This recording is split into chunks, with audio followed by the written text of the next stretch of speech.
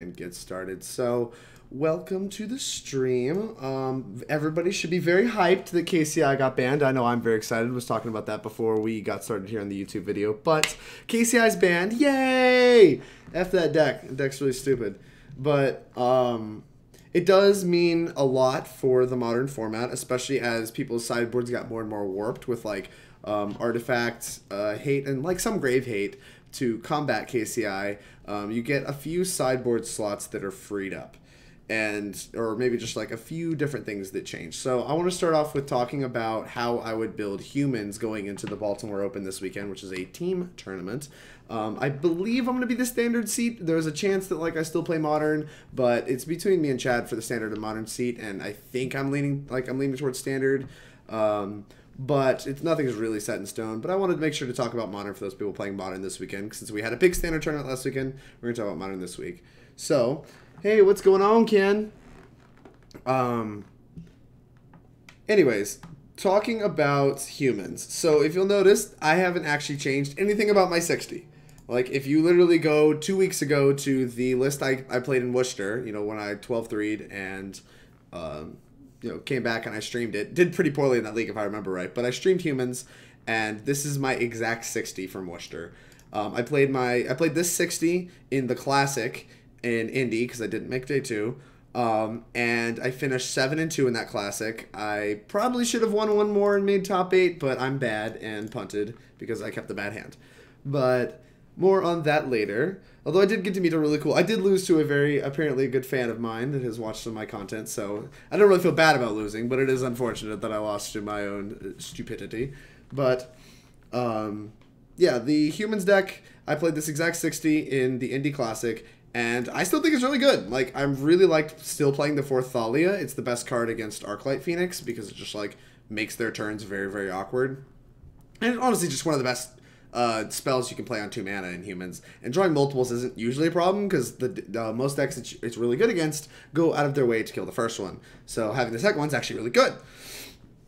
I really like 2 Bugler. I've talked with a lot of people in the humans chat about 2 Bugler, and I seem to have gotten a little bit of pushback on this card. I don't really get it. I think I still hold by the fact that like this card is good not just in fair matchups, but in unfair matchups too. It helps find your sideboard cards. In the main deck games, it helps find the main deck cards that matter a lot. Like if Meddling Mage is important, it helps find that. If Thalia is important, it helps find that. It really just helps smoothen out your draws. And even though it is a little bit mana intensive, our deck plays a bunch of accelerants to mitigate mana intensive cards. So I don't really get why there's so much pushback on Bugler, but I have been in love with it. It has been fantastic. It has felt like it's only gotten better since KCI got banned. And I definitely would play at least 2 going forward. I've thought about putting a 3rd, but I don't really know where to put it. And Kitesail Freebooter, like I said, is still, like I said, I didn't say it yet, but I think it's still a good choice. It's very good against Arclight, being able to kind of slow down their cantrip turns to where they have to like kill it or whatever before you can like keep going, as well as like it's pretty good against Burn, which is on the rise.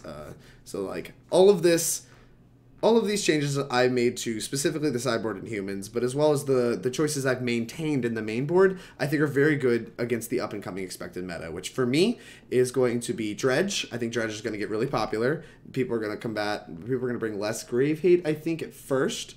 But as they realize they have more open sideboard slots, they're probably actually going to pack more Dredge hate because there's more room for it in the sideboards. But at first, you know, people are going to be like, okay, well, I don't need all this stuff that's good against KCI. I can get rid of all, you know, I can get rid of like a Rest in Peace and all my Stony Silences or whatever, you know what I'm saying? But I think Dredge is just like poised to be very good. Plus KCI was very good against Dredge. So I think Dredge is good. I think Burn is good. Burn just got a bunch of new toys and is very good against Arclight Phoenix, which like is another deck I think is really, really popular. It was very powerful before KCI got banned. It's going to be very powerful afterwards. So Burn is really, really good against KCI. So I think that Burn is just going to be a very popular choice, not just in Baltimore, but going forward. Light Up the Stage is a really powerful card. Do not underestimate that card. It is very, very good. And Skewer the Critics is just another bolt. And Burn's always down to play some more bolts. What's up? Now we see to ban Word Axe. Where's fine? Where is fine? It's just annoying, but it's like, honestly, I think it's a worse deck than Lantern is. No Mayor. Yeah, I'm not playing Mayor of Everbrook because creature matchups aren't really popular. Like, I think humans may see a little bit more of an uptick, but until we see, like, a lot more humans or a lot more just, like, creature, like, matchups in general where we're getting these board stalls, I don't think Mayor's very good. So I really like the 4th Reflector. I really like the Buglers, or like the 4th Thalia. Just like these like streamlined numbers over like shaving some stuff to play Mayors. So yeah, there you go. I built this deck to combat Dredge, Arclight, Burn, and then I think creature decks are like next on the chopping block. So there's some cards I maintained in my deck because I think creature decks are still going to be an option. I don't think they're going to be all over the place, which is why I'm not playing Mayor, but I do think that they're still going to be pretty popular choices. So moving to the sideboard, like I said, if you want a full breakdown of this deck list, go watch the Worcester video from like 2 weeks ago. I break down, I think, the main deck pretty well. But I just wanted to talk about a few things I maintained even after the KCI ban, because like you would think, okay, we cut down to 3 Thalia again or whatever, and I just don't like it. So the sideboard. The sideboard's close to the same with four changes, I guess. There's 4 cards that are not there, that were not there before. There's 2 Sin Collectors and 2 Damping Spheres. Now, if you'll notice, these replace Gaddock Teeg and Cabal, Console of Allocation. So I played 2 Cabal primarily, actually exclusively, basically, to combat KCI and Burn. Like, those are 2 decks I expected to be popular in Worcester that were pretty popular in Worcester. I think I played both of those decks at least 3 times in the Open. And so Cabal was great, but with the fall of KCI, I think Sin Collector is going to be a little better than Cabal now because it's better in other matchups. Like, for instance, Arclight Phoenix.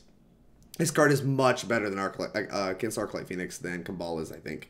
I may be wrong on that, truth be told. Like, there's a chance that, like, Cabal does enough to, like, kind of swing the races when they're casting a bunch of spells. But Cabal just dying to, like, a Lightning Bolt, when that's kind of their plan anyways, to bolt all of our creatures, is pretty unacceptable to me. So I think that I don't want Cabal anymore, and I instead want Sin Collector. Also, I think that there's a chance fair decks like Jeskai or whatever get a little more popular, and I think Sin Collector is a little better now than Cabal is. I don't think Cabal is very good in those matchups. Then the Damping Spheres are because I think Tron and Amulet are still going to be pretty popular, and I can afford the sideboard slots to pack Damping Spheres now. Previously, I think that we didn't really have room for them. Like, we had Gaddock Teeg kind of in the spot of, like, the card that you had to play because KCI was so good, and it would, like, had some splash damage against Control and against some of your combo matchups like Storm, and you just didn't really have room for Damping Sphere in your deck. I don't think we have to play Teeg anymore. This is, like, easily the first time I think I have not played Teeg in my deck in a very long time. But I do not think we have to play Gaddock Teeg anymore like we did back when KCI was still in the format. And we can, you know, like I said, pack some things for Amulet, which is a pretty hard matchup, and Tron's, like, not great. So I think Damping Sphere is a really good choice right now. Defending some of my choices that are still in the deck.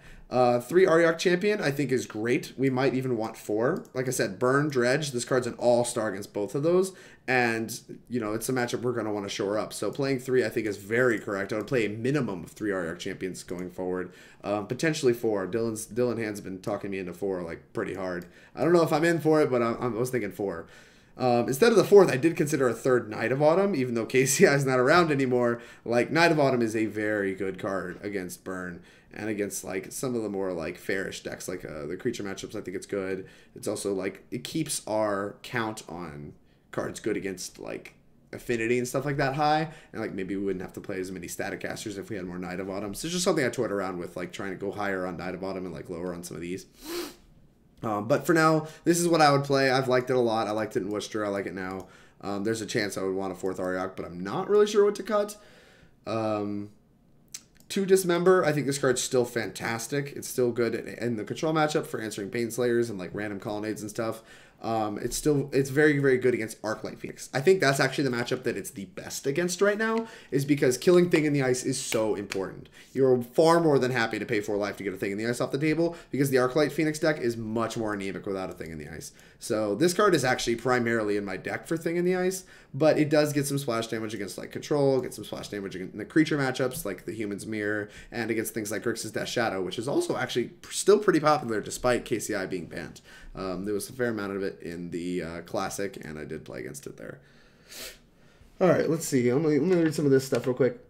No Mayor. The stage is going to be banned. I don't think it's going to be banned, but I think it's very powerful. Going off SCG, I think Burn will be rampant in the main or in MD. I don't know what an MD means, but I do think burn will be very, very popular. Interesting. I'd have thought most of Blue-Red's cards are interchangeable, or at least easily replaced. Well, Cabal really works them over if they don't have an immediate answer. So Dom, HRV, I guess that's Dominic Harvey. What's going on, man? The Cabal is bad, I think, because they bring in so many cards. Like, they take the control route. Like, we are not going to win the long game. As the game goes on, I think they get better because they're more likely to find their thing in the ice. And if thing in the ice flips, then we're just, like, in kind of a rough spot without, like, multiple Aether Vials. So, I think that if we play a Cabal, it's like just another Bolt Rod, like most of the rest of our creatures are, but it's a 3-mana Bolt Rod that doesn't get something when it enters the battlefield. All of the cards that we really are excited to play in the matchup are things like Reflector Mage and Militia Bugler, where they like come in, they enter, and we expended 3 mana on them, but like if they get answered, like they at least did something when they entered. That's why Sin Collector is so much better than Cabal in my opinion. But I could just, like I said, I could be wrong, but they're bringing in like Angers, Abrades, they're bringing in just a bunch of removal for all of our creatures, and they really want to 1-for-1 our creatures while like kind of still keeping some Faithless Lootings in the bay or whatever, just like so they can flip a thing in the ice when they find one. But overall, I feel like they take the control role in that matchup, and that makes me think that Sin Collector is better, because I don't think they're trying to like super burst us out with spells and stuff like that. They're actually just trying to like answer our stuff and then like eventually kill us with the thing in the ice. Drake, I usually play 2 Aurioks. Thoughts on 3? I think 3 is correct. I think Dylan Hand ran Tireless in the sideboard. I would love to somehow incorporate Tracker somehow. It's just hard to justify. Yeah, I think Tracker is much worse than options like Sin Collector and Whirler Rogue, which I haven't actually talked about Whirler Rogue yet. I will still do. I just like saw the chat kind of blowing up, and I wanted to talk a little bit about what you guys had to say. Tracker works in his list. We had more normal mana base and fetches. Yeah, that's another thing. When you have Ancient Ziggurat in your deck, it's like pretty embarrassing to play a Tracker, because there's like, I can't even crack clues with this. I don't have no fetch lands. It's just pretty awful. MD is Maryland. Ah, okay. Yeah, I was expecting Baltimore. BR burn next level. All right. So finishing off, I think I handled all of your questions. Please feel free to ask questions. I would love to discuss the deck list with you guys. It's kind of why I'm here. It's why I'm doing this. I'm going to play a League, obviously, but I really just want to talk to you guys and to hear your thoughts on the new humans, like, or what humans looks like in the new metagame. So yeah, Dismember, best card against Arclight Phoenix. Kind of bounced around a little bit, I think. Talked about all of these cards. We're going to talk about these last two. So Whirler Rogue is a card that I immediately look to kind of cut. Like if I'm looking at a metagame full of Dredge, Arclight, and Burn, Whirler Rogue doesn't come in against any of those decks. So having 2 in my sideboard, I'm kind of like, that's multiple slots to a expensive spell that isn't even like very powerful right now.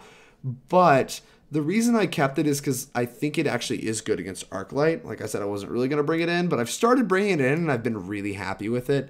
Like I said, they take the control route, and if they're taking the control role, and if they take the control role, like it's just, I mean, it's 3 bodies for 4 mana, which is a lot, but it's 3 bodies. And like you can kind of do things like attack through a clogged up board states Arclight by tapping the Thopters. You can block Arclights, that way you win races, because sometimes they like will try to put some Arclights into play when they're ready to like start attacking you to death, and you can kind of stop that from happening and maybe like eke in the last few points of damage if you can get a few blockers into play. It's just like a very like I'm very happy to spend 4 mana to like get a body and 2 Thopters in the matchup, and so I've been really happy with Whirler Rogue still, and I think Control is still as popular as ever. Like people are still going to register Celestial Colonnades, and the card's great against Celestial Colonnade decks.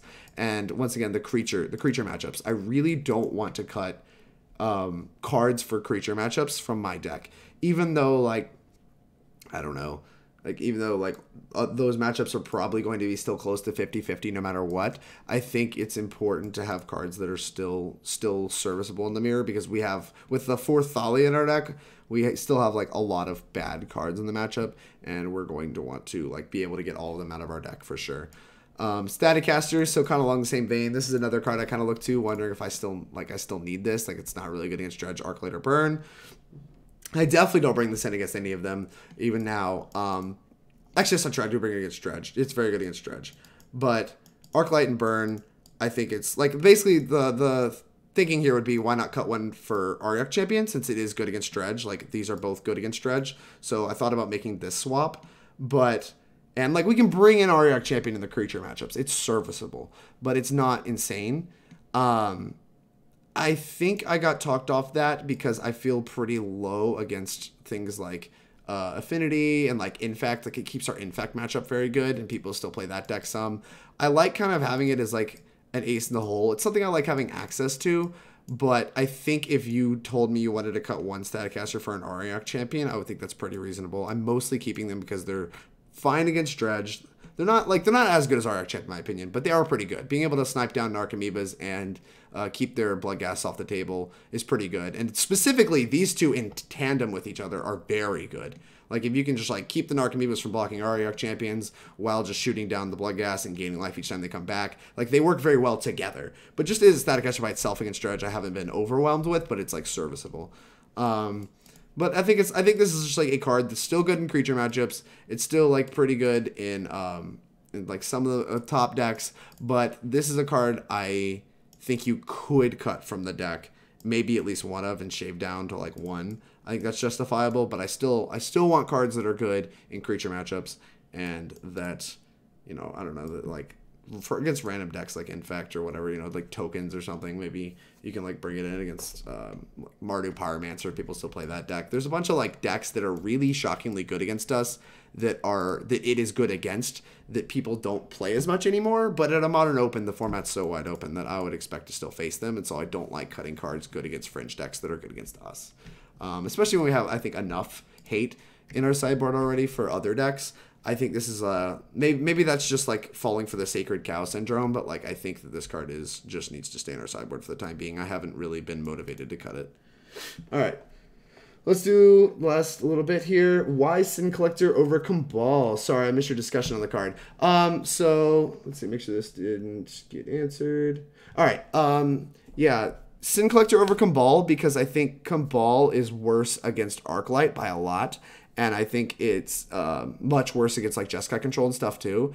It is Sin Collector is worse than Cabal against Burn specifically, but Sin Collector is still very good against Burn, and I think Sin Collector being like basically an all-star against Arclight and like the control decks pushes it over the edge to being better than Cabal. Also makes our Phantasmal Images better for whatever that's worth, but because like Phantasmal Imaging Cabal is terrible, so Phantasmal Imaging Sin Collector is fantastic, stuff like that. Just like I think it synergizes a little better. I think it's just like a better card in the matchups that we want it now. So because KCI is banned, I think Cabal is worse than Cabal is worse than Sin Collector. List looks solid. Said I can't go to Baltimore with you boys. I'm out of town, but I think the Burn on the rise. Dredge, would you want the 4th champion? Yeah, I just talked about that. Hey Drake, what's your sideboard plan versus Jeskai? Do you side in Knight of Autumn, Dismember, Sin Collector? Dismember versus them, thanks. So I do. I'll just go ahead and show you my Jeskai plan real quick. Let me make sure I get this right. I have my sideboard guide over here somewhere. Yeah, so right now, I used to cut a Noble Hierarch, but I don't think I'm doing that right now. I'm cutting 2 of these, and I believe the 4 Reflectors. So I'm doing this, and I'm boarding in the 2 Dismembers for Baneslayer Angels, the 2 Sin Collectors, and the 2 Whirler Rogues. So let's go ahead and show that on camera real quick. Boop. Boop. This is how I'd board against Jeskai right now. What just happened? There's a Staticaster. These 6 for these 6. This card's just like horrific. Don't really have to justify that one. And like once again, if they're picking off all of your creatures, Thalia's Lieutenant just looks embarrassing. They're still kind of good because you can pump them up like above bolt range, but like they're much worse than like Champion of the Parish is because they're basically just a 2-mana Champion of the Parish. Jeskai, you just pray very hard for humans. I actually disagree. I was talking about Dylan about this over the weekend. I think that humans at this point in time, especially if you have like Buglers in your deck, is favored against Jeskai. I played against Jeskai in the Classic and like handily 2-0'd it. It was actually kind of disgusting. Like it was really gross. They like bolted a few things, but I just had some Aether Vials and just like put one Bugler into play on instep and then just like held up like holding Phantasmal Imaging it. You just like don't run your creatures out there. Like you don't have to play a creature when you just have one, because then you play into their game plan of bolt the thing, bolt the thing, bolt the thing, like, you know, maybe Cryptic or whatever, do something, draw a card, like bolt the thing, play a Planeswalker, because like you've been run out of like pressure over time. Like you just don't want to just like play your spells when you have to. You can actually just take draw steps. It's okay. Like there's multiple times where I just like had 4 mana, like multiple 2-mana creatures in my hand and just passed. There's just no reason to run your stuff out. And you can overwhelm their bolts all in one turn. And, like, Aether Vial makes it even easier to do that. But, like, honestly, like, you could do it without even Aether Vials. Just, like, you know, be much more, I don't know, disciplined with your creatures. And I think the matchup's actually pretty good. If you know when to play around sweepers, you know what's going on. I think the matchup's actually pretty good. Thanks. I was just wondering if you bring in Knight of Autumn to blow up stuff like Search. I do not. I do bring in Knight of Autumn sometimes against blue-white control, especially if I see Detention Sphere, because just, like, being able to blow up a Detention Sphere is disgusting. And, like, they also usually have, like, Search, and, like, sometimes they'll have Runed Halo, stuff like that. So, and it's, like, a fine threat on its own. Like, a 3-mana 4/3 is not unreasonable, especially against blue-white, where it doesn't just get bolted. So, I would bring it in probably against blue-white control, but not Jeskai. But against blue-white, I board out more stuff, because I board all of my Thalia's Lieutenants out against blue-white, because they have more Supreme Verdicts, or, like, more Terminuses. That's a lot of damage. What's up, Rob? Do you name sweepers in Meddling Mage, or do you name spot removal like Bolt Helix Path? I usually name sweepers because it forces them to commit their spot removal before they start, before they sweeper me. So, like, if you think about it, if you just name a spot removal spell and they have the sweeper, they just sweep all your stuff up and nothing mattered. Whereas if you name the sweeper and they have spot removal spell and sweeper, they have to use the spot removal first and then sweeper. So that's like one more card they have to use to sweep you. So I always just name the sweepers. But, like, it is very contextual. Like, against Jeskai, I'm much less likely to name a sweeper because they just don't have as many. Like, I still will probably name Terminus most of the time. And, like, if I don't see a Terminus after a while, I probably just won't. And I'll just start naming things like Bolt, Helix, probably Helix or whatever. All right, let's play. Let's play some games. Let's play some matches. Boop. Play some humans. Thanks, everybody, for hanging out. Shout out to Managers for lending me these cards so I could stream for all of you guys. They do sponsor Team Nova now, so make sure you show them some love, especially if you play on Moto. Honestly, they're just the best resource you have. Like, if you play test on Moto at all and you're not using Mana Traders, like, I actually kind of just like, what are you doing? Like, it is easily cheaper than buying all the decks you want to test. If you're only testing one deck, then maybe it's fine. But, like, even testing changes, you have to buy new cards and stuff like that. Whereas with Mana Traders, you can test whatever deck you want. And you can test whatever format you want. And it's all going to be cheaper than even just, like, buying the deck, selling it back, buying a new deck is just, like, you lose money on that transaction. And it is going to equate to, like, more money to do that than it is to just, like, use Mana Traders for a month if you're serious about Magic. So, highly recommend them. There's a link in there and the panels below. You can use Team Nova MTG to get 15% off your first 3 months, which is good value. Highly, highly recommend. Why does, like, Moto feel the need to put my windows all over the place? It is, like, very frustrating. Why is software like this? All right, let's move this chat box out of the way. Boop. Let's make this a little bigger. What are we looking at? A pretty bad hand.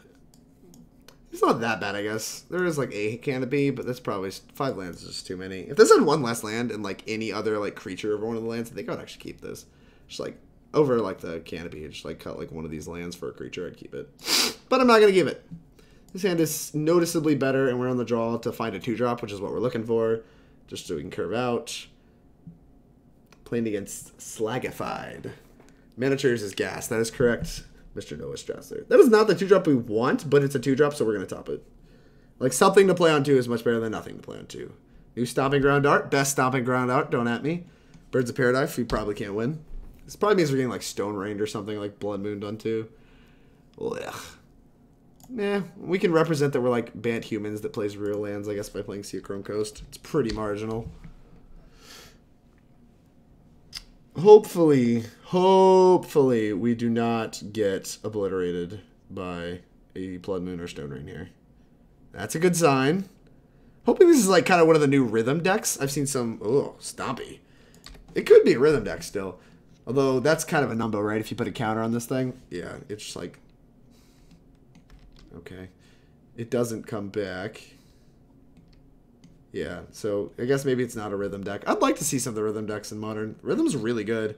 It doesn't really matter. Human. Okay. White. White. Let's make this thing a 3/3. We have we have Image to copy it later after we, like, play a Mantis Rider or whatever, so we are fine running this out here. The Image was a very good draw. We've actually drawn pretty well this game. I mean, there's still a chance we lose. We could easily just get sweepered here or whatever, but I think we've drawn pretty well. Bloodbeard Elf makes a lot of sense. Bounding Crassus. Deal. So just gonna put a bunch of power into play. It looks like it's time to start blocking. Because we're gonna take 5 here, go to a 13. So like we could try to backswing them. But given that we're gonna have Vigilant Flyers, like we're definitely just going to win this race eventually. So there's no sense in like letting them punk us out. Doop doop doop. I don't know what I would use this for, so we'll just play it. Human. Make sure we got uncounterable against the green deck. We don't want our stuff getting countered. That would be bad. Play Mantis. Boop. Always yields. So we can block a 4, but we're not going to block here. Just attack for 3. Puts them to 12 to where we're still like winning the race. Like, technically, if they had to go to the last life point right now, we're closer to them getting the last life point. But if they have another Bloodbraid here, it's not great. Because, like, we need to get these things huge. What is this? At least we know they're not an Anger of the Gods deck. Oh, we just dead? Yeah, this is just Kiki Jiki and we're just dead. Blah. How are you going to have this, like, beatdown Eldritch Evolution deck? This doesn't make sense. I'm so confused. Exclamation point friendly. This is so friendly. Actually, this is pretty unfriendly. Alright, fine. We're dead. Like, as soon as you see Bounding Crassus, like, you kind of suspect that they're, like, a Kiki Jiki deck. But Eldritch Evolution? Like, come on. Come on. Alright, we want Dismembers. We want... They're a Mana Dork deck. They're also, like, they play that Undying creature. But Izzet Staticaster doesn't kill either of the other creatures. We probably still have to put it in our deck. Because this big toughness can block. Probably want these. I don't know. It's weird because they're an Eldritch Evolution deck. Like, I don't know how I want to sideboard against them. They have a lot going on. We know we want Dismembers. It's just, like, not even close. These cards I'm, like, pretty sure I want, but I'm not totally sure. What's going on? Before next turn, Kiki Jiki? Yeah, you're so smart, Strassler. How do you do it? Ian Phone, I was saying that that's the best Stomping Ground art. It is! Just picked up the deck, so I'm looking for tips on how to pilot it off to me. Alright, well, Prophylaxis 3. Well, I am glad you picked up Humans. I think it's very good right now. I would be very happy playing it going forward. I think it's very, very good. Drake, we need to get you some IPAs enough the Yingling, bro. Dude, Yinglings are, I mean, IPAs are so gross. Alright, let's actually decide how I want to sideboard. I feel like Thalia, I really just want to cut all of them, but that has First Strike. It's so good against this, like, stupid combat plan they have. Like, Bloodbraid, just, like, the Undying creature just cannot attack through it. I almost just want it as a First Striker. This is, like, legitimately some of the weirdest magic. Reflector Mage seems, like, kind of bad against haste threats. Alright, well, let's just see what we do against humans. I think we can all agree Kitesail really sucks no matter what. That card's just, like, bad. It does not block well. It doesn't do what we want it to do. Gosh. They also have, like, spells in their decks. Maybe Thalia is reasonable. Yeah, I know I'm running out of time. Maybe we leave, like, 1 in. Is that absurd? Let's try this. We're gonna try this. We might want more, honestly. There's, like, a chance we actually just want more Thalias, but I'm not totally sure. I like this. Is Mage good? Meddling Mage? I think so. I think, like, naming combo pieces is going to be important. Ugh. Woof. We have 2 canopies, so I think this hand's a keep. Thing is, I don't really know what their sideboard looks like. Like, if they can board out of creatures and, like, bring in, like, Pyroclasms or whatever, then, like, we're going to be in pretty rough shape, I think. I know with this hand we have some X3s, but the point is, like, I don't know what their sideboard looks like. Human. Boop. Hello, my name is Human. What's your sideboard plan in the mirror? In the mirror. What do I normally do? Boop, boop, boop, boop. I cut all 4 Thalias, 3 Kitesails, and all 4 Meddling Mages for the Whirler Rogues, the Knight of Autumns, the Izzet Staticasters, the Auriok Champions, and the Dismembers. I have a lot of cards for the mirror right now. If I had less, I would put Meddling Mage back in the deck. Because Meddling Mage is actually, like, surprisingly good sometimes. If only we had Noble Hierarch on turn 1, we could kill this thing right now. But we cannot. We can kill it next turn. Whatever that's worth. Actually, we can start killing X2s, which is, like, really powerful. We can, like, make an Staticaster and then copy it next turn. Pretty gross. So, yeah, we have to just, like, play this and pass. We're not running to crack a canopy because we have 3 drops to cast on next turn, but pretty good shape, I think. Like, 2 Staticasters kills a Kiki Jiki. Oh, no, opponent. Don't do it. Oh, no. What are you doing? They have 2 mana? I don't understand. Boop. Put a counter on this. That's a champion. You're right on time, bud. Alright, yeah, let's just get him. Get him with the got him. Play this one. I would like to cast this one, please. Is this one resolve? Do you have effects? Oh, thanks, Harrison. You look cute, too. Do you find Auriok Champion to be somewhat good in the mirror at all? Or is it just better than Freebooter, Thalia, Meddling Mage? I think it's good. Like, there's a lot of times that, like, the mirror comes down to whoever plays Mantis Rider first in the main deck games. Whereas, like, you can actually kind of race a little bit with Auriok Champion. Like, Auriok Champion means it's where you can't just, like, get punked out. Which I kind of feel like happens in the mirror a lot. Where people just, like, you know, they just have a slightly more aggressive start than you do, or like they were on the play and so they got to get all their stuff out faster, so they get a big attack before you do. And Auriok Champion just kind of keeps that from happening and draws the game on later, which I really, really like. And having 2 Auriok Champions obviously means that you can just like pad your life total a bunch and start making some kind of like aggressive attacks on your end without having to worry about being like killed on the backswing. Why is my opponent sitting here thinking? What you do is you read this card and then you pick up your magic cards. That is how this goes. I mean, you don't have to, but I highly recommend it. It's really close between Auriok and Freebooter. Stressor, I actually think it's really close between Auriok and Meddling Mage. I think Meddling Mage is better than Freebooter by a lot. The flying just doesn't matter that much. Like, it matters. Alright, yeah, I'm going to try to do the thing. But, like, it matters on Mantis Rider. It doesn't really matter on Kitesail because just, like, it doesn't attack for enough. What are you doing? Are you abrading? You're abrading. Well, we're going to make another one. Boop. Make one of these. Okay, that's good. Kill your things. There's merit to holding it there, I think. To holding it to make a second Mantis Rider. But I think that if they're that worried about killing the first one, there's a reason. And it's probably because they have some X1s in their hand. So I want to hedge and play the Phantasmal Image. Like, if they don't have more X1s or they don't have a reason to hate this card, then their draw is probably kind of clunky. And, like, we're going to beat that with just this hand anyway. I'm going to take the Vial up to 3, I think. I want to be able to start cracking these canopies and use my mana efficiently. So, like, if we don't draw something good here, which we did because we're owning. So we can champion. See, they brought in a Braid. That's what I'm talking about. It's like this creature deck just like is like boarding removal spells. Which makes sense. It makes sense they have like Lightning Bolt, but like a Braid? Come on. Come on. Alright. We can deploy. We're obviously going to start with Champion of the Parish. Boop. Uncounterable. Big brain. This looks kind of like a Crassus, I think. So I think we're going to name... I think we're going to name Eldritch Evolution. They have more of those than they have... Actually, we could name Bounding Crassus. That's actually not even absurd. I might do that. Because it looks like they have it.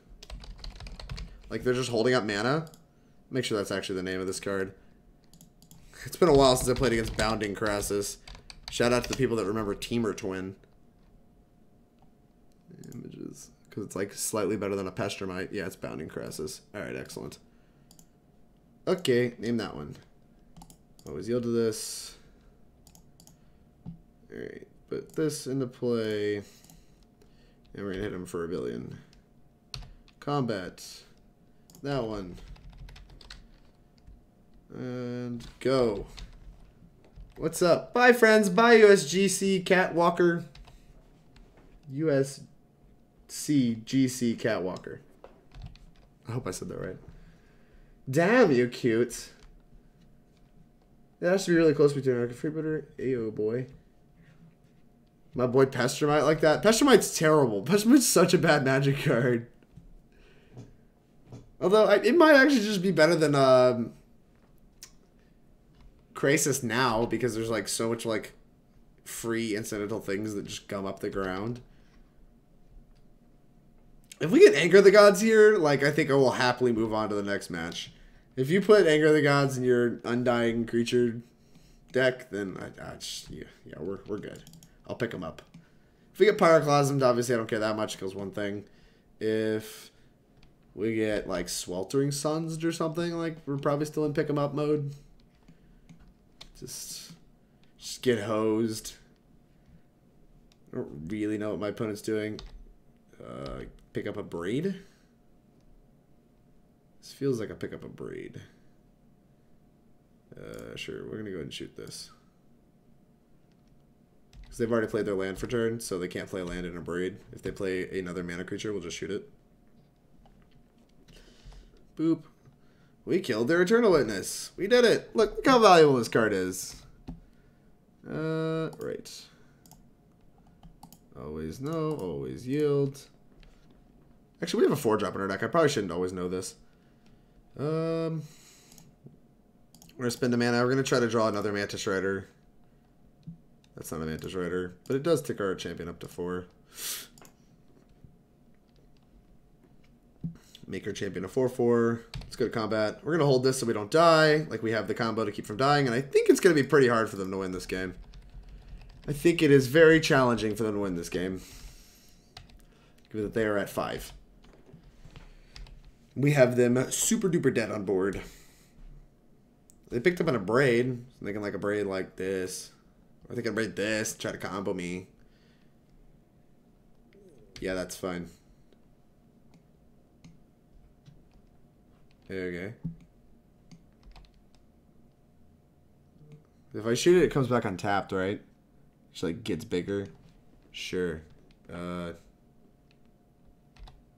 we just put our thing into play. Make you real dead. Put you to really dead. Alright, I think we won this one. We did! We're owning! In the words of the great Brad Carpenter, we are owning. Alright. Seeing a Braid as well as Eldritch Evolution. Do we want any of these cards in our deck?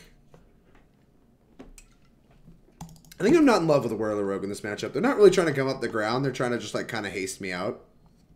This makes me think I don't really want this card. If they're putting a Braid in their deck, I just want some Thalias, I think. Like, Thalia still blocks all their stupid creatures well, and like is still like slows down their Eldritch Evolutions and stuff like that. We have a lot of 3-drops in our deck. Maybe Staticaster's bad. Like, it looked good in that game, but maybe it's just bad. Is Kitesail better? We're on the draw, so maybe Staticaster is just bad because we're like very unlikely to hit their mana dorks in time. We just put like some Kitesails back in our deck.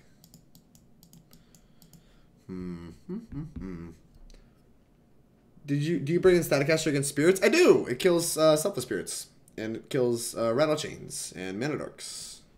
It is, I actually find it to be very good against spirits. And if you can image it, it gets insane. Killing 2/2s is busto. Like, it's almost better against spirits than it is in the mirror because they have cards that don't have the same name. You know what I'm saying? Like, we could shoot our own stuff on accident, like, a lot of the time. Like, the only thing they share is Noble Hierarch. We're fine trading our Noble Hierarch for theirs if we have a Staticaster in play. I don't know what I want. I don't know what I want, chat. This card was, like, good. Maybe we should put it back in our deck. I kind of want some freebooters. Alright, this is all calculated. I did the math on all these things. We're going to put 2 freebooters in the deck.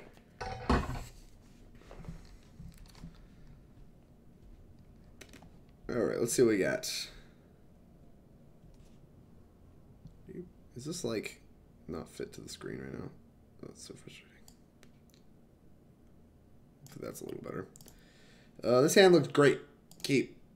We have 1-drop into multiple 2-drops. There's both freebooters I just put in my deck. God, I hope I wasn't wrong about this card. Alright. Oh, that's an Aether Vial. Well, we definitely want to just put that into play. That was actually a very, very fortunate draw. Because, like, Aether Vial makes Bugler just very, very good.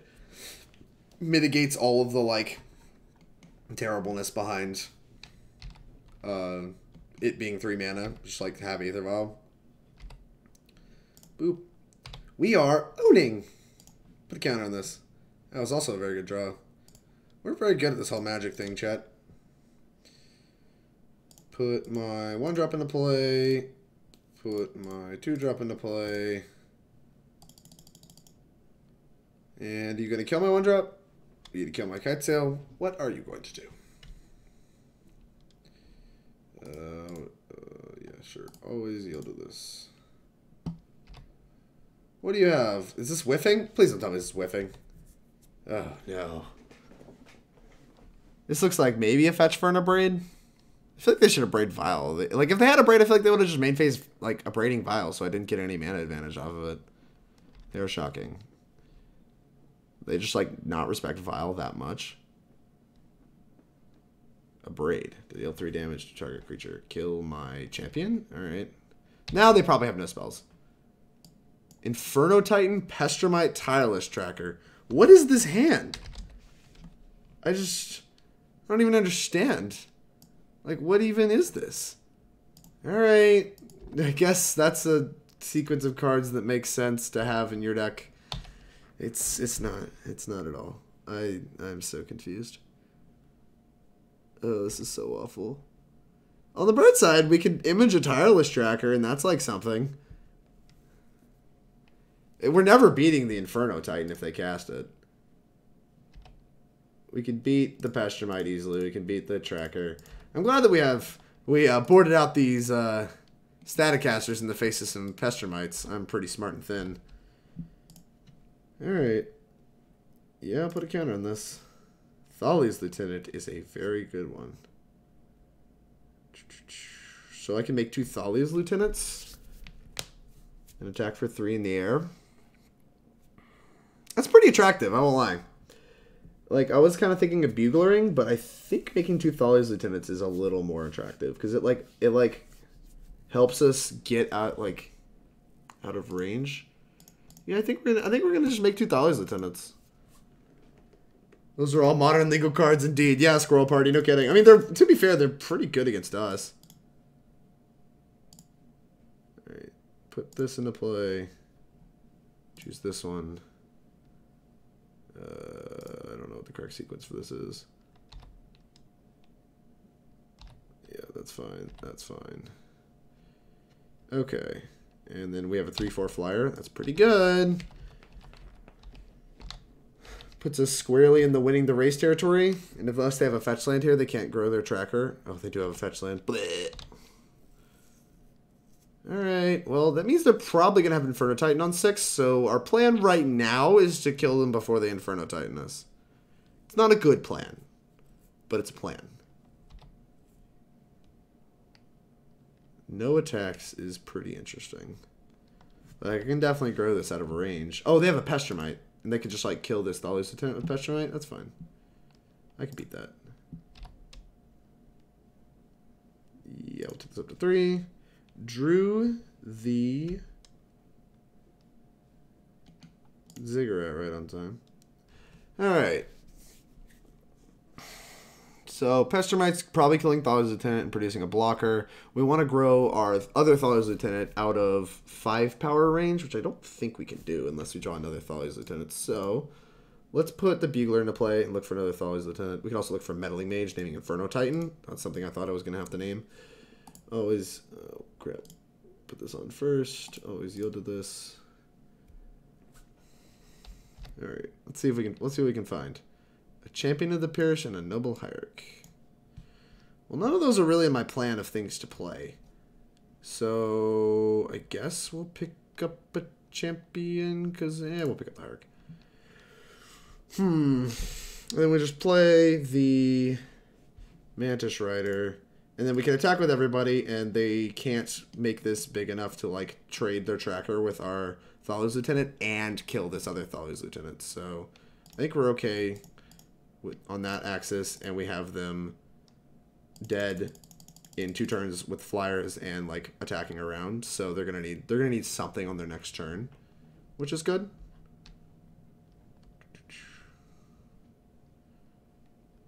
Alright, so let's go to combat. They can tap into the flyers, and that's fine. We'll still attack with all of the ground creatures. I can Pestromite tap this, double block this, take 6. But then they're still dead on board, unless they have something else going on. So I think we're in a really good spot. Alright. Opponent, you need to make some decisions. We're not in combat yet. You still have an opportunity to flash in your Pestromite. I think we know... We just know Pestromite Titan as 2 of their cards. So this looks like just a Pestromite. Definitely, I think we definitely did a good job.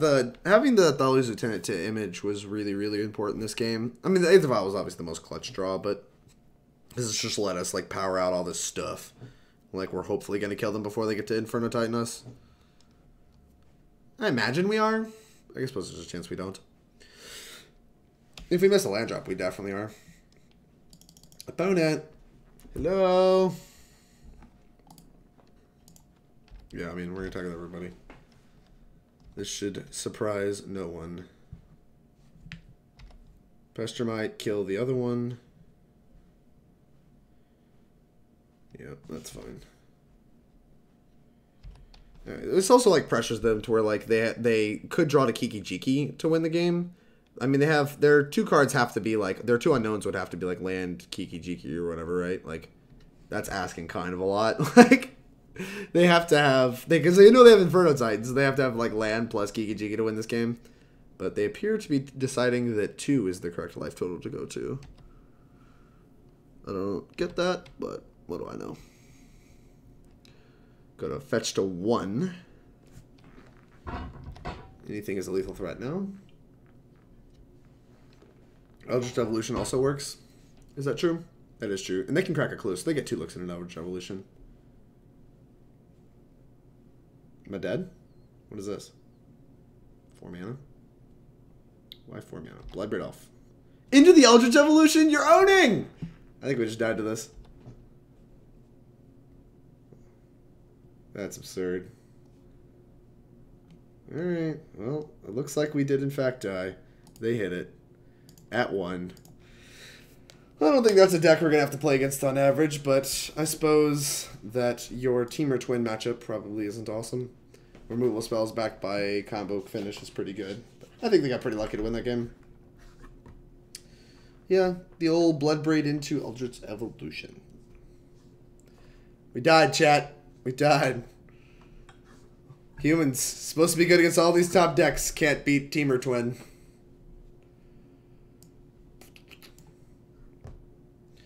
Well, to be fair, I think we can't lose that game if I didn't put Kitesail Freebooter back in my deck, right? Because we would have been able to kill the Pestromite with the Staticaster, so I literally just got punished for being a clown and putting Kitesail Freebooter back in the deck. So maybe we weren't supposed to lose that match anyway. But how was I supposed to know? I saw Braids and Eldritch Evolutions. I didn't know what else they had. I feel like I want some Kitesails. I was incorrect. Kitesail did put the pressure on. It attacked for a lot because of the Thalia's Lieutenants. I don't know. Hard to say. Hard to say what I should have done differently, because I probably should have had Staticaster in my deck over something else. It might probably just supposed to be Thalia. Oh, this hand's so good if we draw a second land. Oh, this hand's so good if we draw a second land. Like any second land, too. It can be like Ziggurat, anything. Even Canopy's fine. We're an 18-land deck looking at 53 cards. I don't think I'm favored to draw it in the first step. I think I have to mulligan this. Ugh! This had a second land. Oh, geez. This hand's just, like, noticeably worse.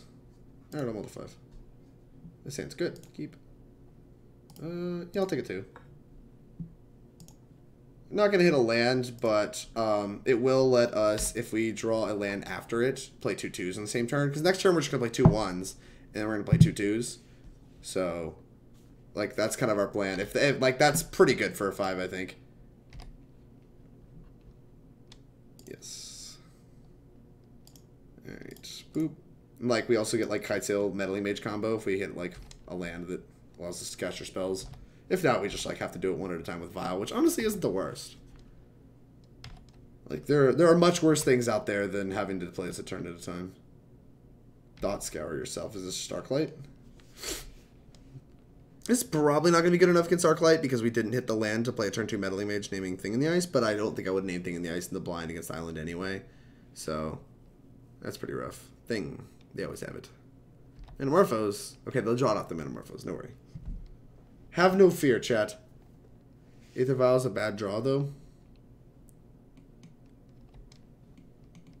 What are you talking about?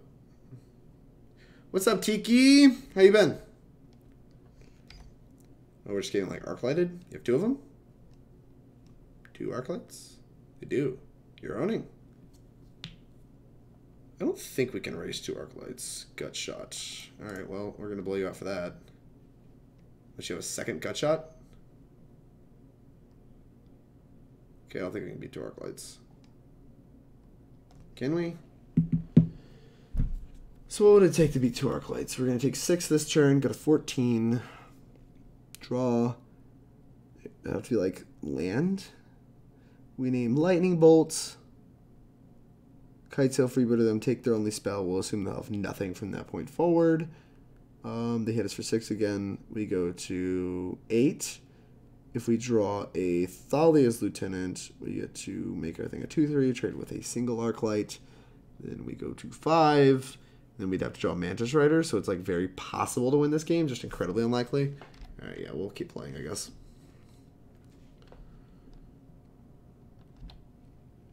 Sure, put this into play. Interesting that they didn't wait till I actually showed them something to, like, gut shot it, I guess. Boop.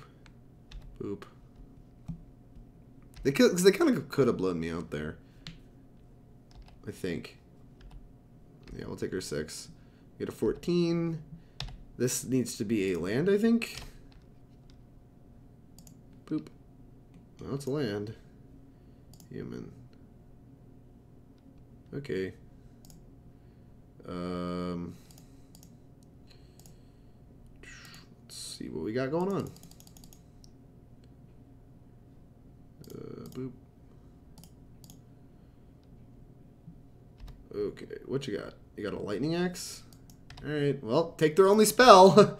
That's what the doctor ordered. Alright, and I think we have to just name Lightning Bolt. We could just name Lightning Axe, but that seems bad. I'm going to name Lightning Bolt, because that's what speeds up the clock. Alright, I think I have to draw Thalia's Lieutenant into Mantis Rider at this point. It has to start with a Thalia's Lieutenant, that's for sure. I think that's one of the lands we knew.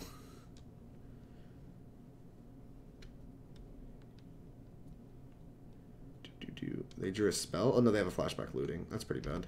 I should have named Faithless Looting then, probably. It didn't occur to me to name Faithless Looting, although I don't care about much of their deck except Lightning Bolt at this point.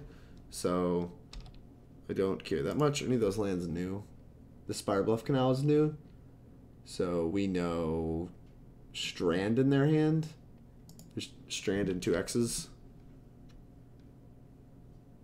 Alright, we take our 6.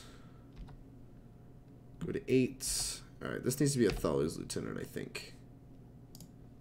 We're going to take this up to 3 so we can put 3 drops into play. It's not a Thalia's Lieutenant. Can we survive? Well, we can get a 2. We can attack for 6, put them to 7.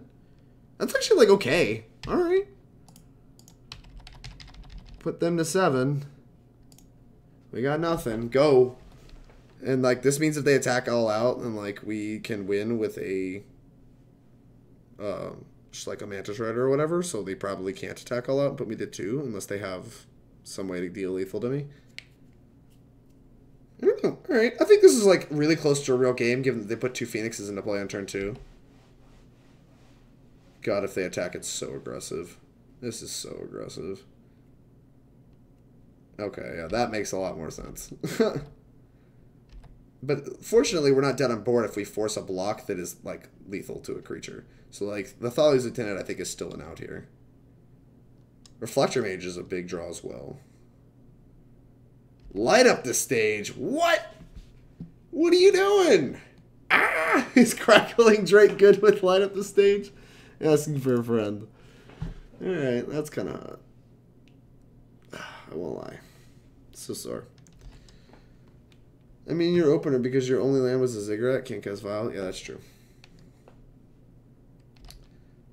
Boop. Well, like, yeah, Squirrel Party, I think we were just drawing to, what's the word I'm looking at? I think we were just drawing to a land there at that point anyway. What are we doing here? Is land. It is a land. Thing in the ice. Alright, this is all really bad. Good one. Big draw step. Needs to be like Bugler into something insane. Always. No, always yield. What do we got? Bugler? Bugler? Something good? Image. What does Image do? Image makes an Arclight Phoenix. What does an Arclight Phoenix do? Alright, pretend we make an Arclight Phoenix and attack all out. What happens? They block the thing, go to 3. They block that thing. They block the Arclight Phoenix. They take 3, go to 3. Or they block Kitesail Freebooter. Block there. Take 5, go to 1, but they have a Lightning Axe. And they get to keep their Phoenix. So what we could do is put Phantasmal Image into play, make a Kitesail Freebooter, and attack with Champion of the Parish on 4 as just kind of like an Abyss.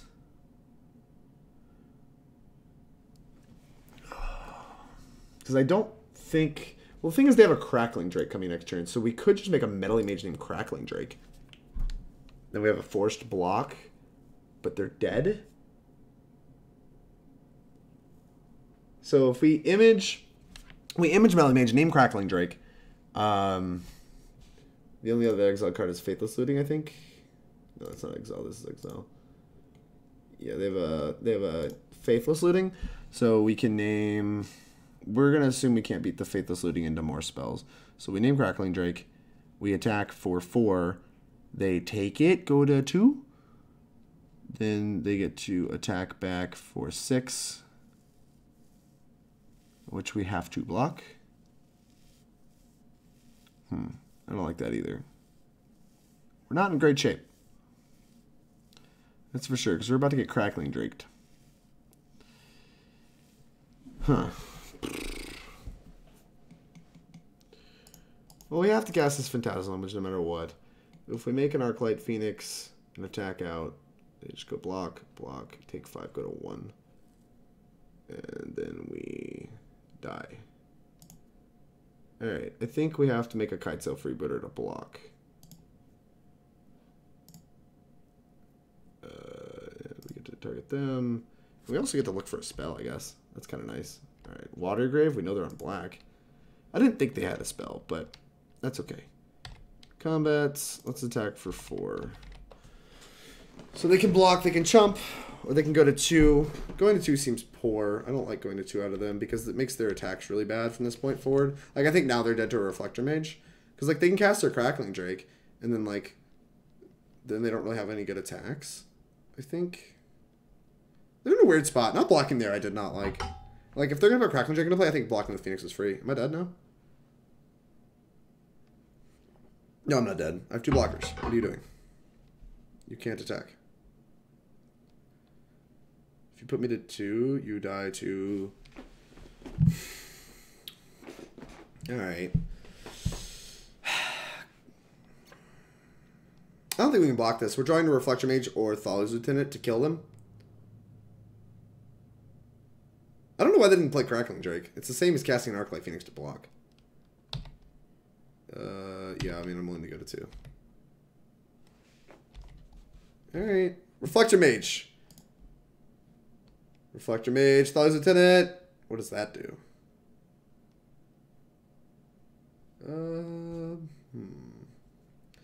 Puts a blocker into play, but all 3 Arclights are lethal. So they can block here, here. They can't take 3, so they have to block here, here. And they take... Oh no, they have this on the ground, so they can block 4 here, 2 here, 1 there. And take 1, go to 1. They get a Lightning Axe back. So what if we attack with just this and this? They block there, it's free. So we should play our Kitesail Freebooter. And then we should go to combat. I think we're dead. I think we're dead, but I'm gonna make them actually kill me. This is just a watery grave, we know it. Alright. Let's go to combat. We attack like this. We attack with all of them. They like just block here, eat this. Block here, eat this. Take, no, they can't take 2. So they have to block this, this. They get to keep a Phoenix, 2 Phoenixes around, get their Lightning Axe back. They have to block both of these creatures. If we attack with Meddling Mage, so maybe that's fine. I don't hate it. We're gonna attack like this. Like they have to block both of these, and I feel like, I mean, I think the Thing in the Ice is free to block. This block doesn't make any sense to me. Sure. Because this I think lets me draw to Reflector Mage again. Alright. Like now we're drawing to Reflector Mage for the win. Again. Even if they play Crackling Drake. Reflector. Pick a thing up. They have 2 blockers, 3 attackers, and they're just dead. What? We won this game? Are you kidding me? Sure, man. Alright, cool. I don't understand how we won this game. Alright, I guess we win. That's something that just happened. Alright, yeah. Alright, 4 images. We're owning! 4 images. A Noble Hierarch and a Meddling Mage is what I cut before. I really liked these cuts. I remember trying this out and I really, really liked it. So I'm gonna keep trying it. Noble Hierarch's just kind of bad against Gutshot, especially on the draw. Like if my turn one plays get like Noble Hierarch and gets Gutshot on the draw, like it's just so awful. Whereas Champion has a higher upside, like it gets out of Gutshot range faster. And Meddling Mage is just awkward because it like basically has the aiming or the gods. I'd almost rather cut a second Noble Hierarch, but I don't want to go that low on 1-drops. I don't know. I kind of like shaving it. It felt really good. Alright, so the Sin Collectors cut their spell count down, bring in some Dismembers, and 2 Whirler Rogues. Boop. Nice glasses, nerd. Thanks, Swanky Mage. What's up? Very good. How goes it? I want to image the mage named Drake. Crack for 4. Oh, wait, never mind. I couldn't see the card in a Freebooter. Yeah. Yeah. You figured it out. Alright. We're going to try this. Assuming they board like they normally do, where they bring in a bunch of removal and Anger the God and stuff like this, I think boarding this way is correct. Alright. Boop. Champion of the Parish. Great cards. This hand's actually insane against them because we don't get our turn 1 play Gutshotted, and then we get to like play both of these. We're just in a very good spot. We are a little soft to a Thing in the Ice in this hand, but most of our hands are, so that's fine. That is maybe merit to like not cutting... what's the word? Not cutting Meddling Mage. It was off the temple. What the heck? You just had Faithless Looting on turn 2 for like 2 Arclight Phoenixes like twice. Just gonna put like a bunch of them to play again. Alright, fine. I mean, I guess. Maybe if they just play Thing in the Ice will be okay because we can get Thalia into play. Thing in the Ice. Alright. So they can have Gutshot here. It might honestly be merit to like playing the champion after the Thalia for that reason. Just like keep them from casting spells. Meddling Mage is interesting. We can name like Manamorphose with that. I think we're supposed to play Thalia no matter what. I guess if they Gutshot our champion, we're actually pretty happy about that because they're not. That's a spell they don't have during their turn. Let's play this. Name human. What's up, Drake? You on 5 color? CDN Showtime TV. Yes, I am. I am on 5-color. I like 5-color a lot. I think it's very good. Especially right now. Like, there's no reason to not be on 5-color. We'll put the champion into play. White. White. Put the Thalia into play. Always yields. Alright. Well, go. This is what we got. This Thalia is going to do a lot of work here, making sure these arc lights don't come back, and we have the Reflector Mage for the Thing in the Ice, which is going to, we're going to be playing this next turn. We're just going to slam this. We're not playing any games. We're gonna Reflector it, and then we're gonna Meddling Mage it. Go away, burn it, get it off my table. And then we're gonna die to an Anger of the Gods on turn 4. Honestly, I might just name Anger of the Gods, since like Reflector Mage hopefully will keep this thing from being relevant ever. We might just name Anger of the Gods with this. Okay. Counter on this. Ooh, that's really good. That's a very, very good draw. So they probably have a Lightning Bolt for Thalia. We're still going to Reflector Mage. And then I think we're going to move with Meddling Mage based on how that goes. I don't know if 2 turns is long enough to keep, like, for Thing in the Ice not to just kill us. Dot Scour, remove a counter. You're not playing a bunch of spells. Oh, that's a Bolt in the graveyard. You're not going to play a bunch of spells in response. You may have, like, a removal spell.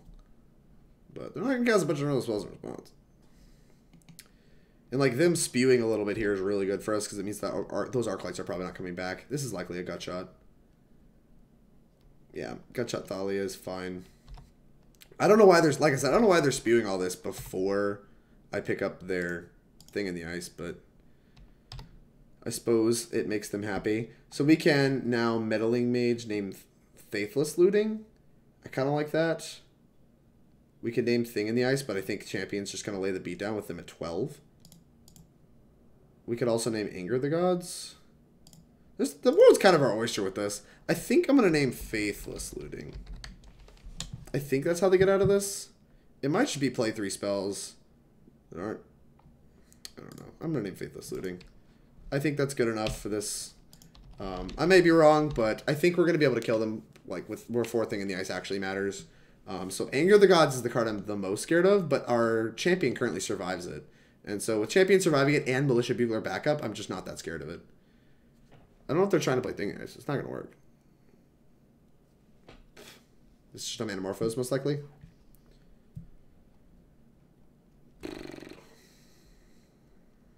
It's not a Faithless Looting. It is an Engineer Explosives on 1. Alright, that's fine. Just cracking it immediately? Okay.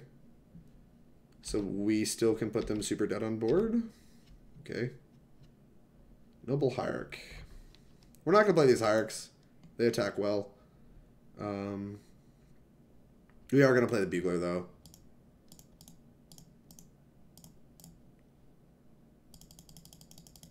Bugle, bugle, bugle. Boop. Thalia, Guardian of Thraben is pretty good. So is Militia Bugler.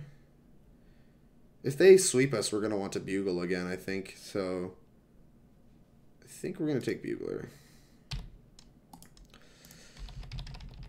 Because that'll allow us to attack through a... what's the card called? A Thing in the Ice here. So, like, Thing in the Ice isn't good enough here. Unless they have another removal spell on top of it. Okay.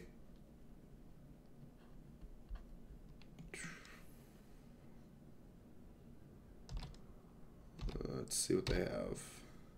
Maybe this is a reason to take Thalia's Lieutenant. I think I'm inclined to cast this Kitesail Freebooter. Just to kind of see what's up. Well, maybe not. Maybe we're just supposed to go to combat and see what they do. Yeah, I'm just going to go to combat and see what they do. Because they're currently dead. And so I assume they have a Lightning Bolt. Ideally, they still take 2. And that way, Kitesail plus Noble Hierarch, which is going to be our follow-up play, is just going to be lethal. And we're going to have Informed Lethal. Lightning Bolt. Lightning Axe. target this, discarding a thing in the ice. That is fine.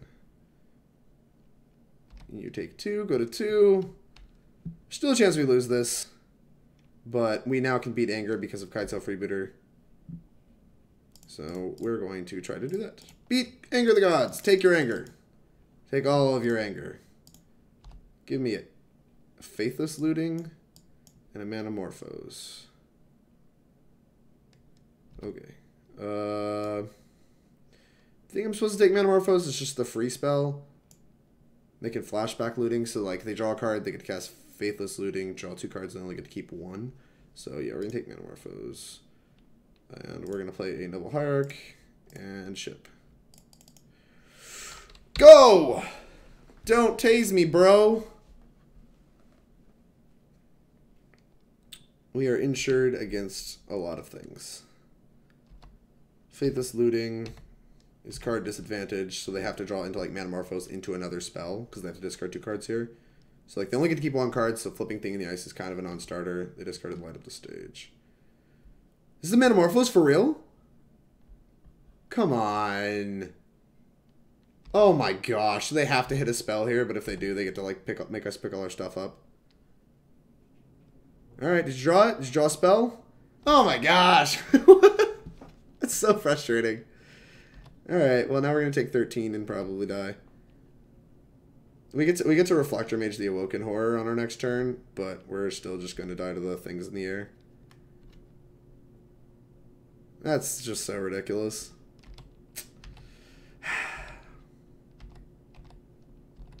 We can go to 7. We get to Reflector Mage this. Alright. That's 7. You got me. 3 Noble Hierarchs.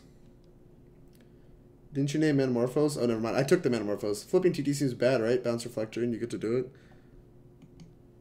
No, it's pretty good. If we drew a Mantis Rider, that'd be really good here. So we just Reflector this. They can attack us down to 6. Or we can attack us for 4. We get like they get to replay Thing in the Ice, which is really bad for us. I'm trying to think if like if we're supposed to bounce at Arclight, and then we can block Awoken Horror. I don't like that.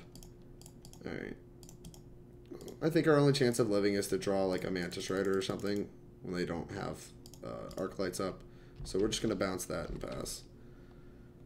This is a lethal threat on its own, so they have to leave a blocker back for it. Which they can street play Thing in the Ice because we just bounced Awoken Horror, so actually they could probably still attack us down to 1. Which makes us draw a Mantis Rider. If we don't draw a Mantis Rider, we're very dead. Yep, so I should have Meddling Mage Thing in the Ice, I think. Like, this is kind of always how I learned my lesson the hard way, is that I'm just, like, supposed to always keep this card, because, look, you're watching, we're going to lose a game that looked nearly impossible to lose. But we did. We made it happen. Yeah, I think I'm just done. You can Kitesail block, but we're missing a blocker. Alright, you got me. Close game. They did a spell off their Manamorphose and did. I guess that's likely enough. But it was still very frustrating because I think we played that game pretty tight despite having like a pretty awkward hand. You should have taken Faithless. They couldn't cast it from their graveyard because the Meddling Mage prevented them from doing that. They traded with the Meddling Mage in combat. Like we had to make an attack where they I mean, well, they just had the removal spell, right? They just like picked it off and blocked Reflector Mage. Yeah, no, they just like killed our Reflector Mage. And whereas Morphose is free, so they were able to like go Morphose into Faithless Looting for sure. Much less if they drew any spells off Morphose. So I think just keeping the card disadvantage, where if they draw a card, cast Faithless Looting, they only have 1 card in hand. So this card has to somehow equal 2 spells. The only card that can do that is Manamorphose. So taking Manamorphose means they have to hit a Manamorphose, another Manamorphose, and 2 cards. And not only that, but that Manamorphose has to hit a spell when it draws a card in order for them to flip their Thing in the Ice and win the game. And I think that is much, much more likely than, like, they had seen, like, 1 gut shot or whatever. Like, if they do it the other way, they get to Morphose into Faithless Looting, and then they have 4 looks at a gut shot. And that, I think that's just much more likely than that exact sequence that happened to us. This hand's good. Keep. It's nice having the Vial on 1, being able to, like, still Thalia on 2. Alright, go. Freeboot plus Hierarch block. 2 Hierarchs in hand. Pico, we were at 1. They had 2 Arclights. They have 2 Arclights again. Just like every turn, just turn 1 faithlessly, discard 2 Arclights. That'd be so disgusting. Alright, they have 1. I can beat 1. Apparently it's hard, but I can beat 1. I kind of want to lead on Kitesail Freebooter here. That way I have Meddling Mage with Thalia on the following turn. I think I'm actually going to do that. I want them to spend the removal spell on this card, not this card. So I'm going to play this. And like, if they have removal, we can like name it here and then keep our Thalia in play unimpeded. Engineered Explosives. Alright, we're going to take a... Gosh. We're going to take a Braid, I think. Well, that's weird, because Engineered Explosives is so good against us. I think I'm supposed to take EE, and then we Meddling Mage it. Like, so their hand is... Gosh, why does it show it twice?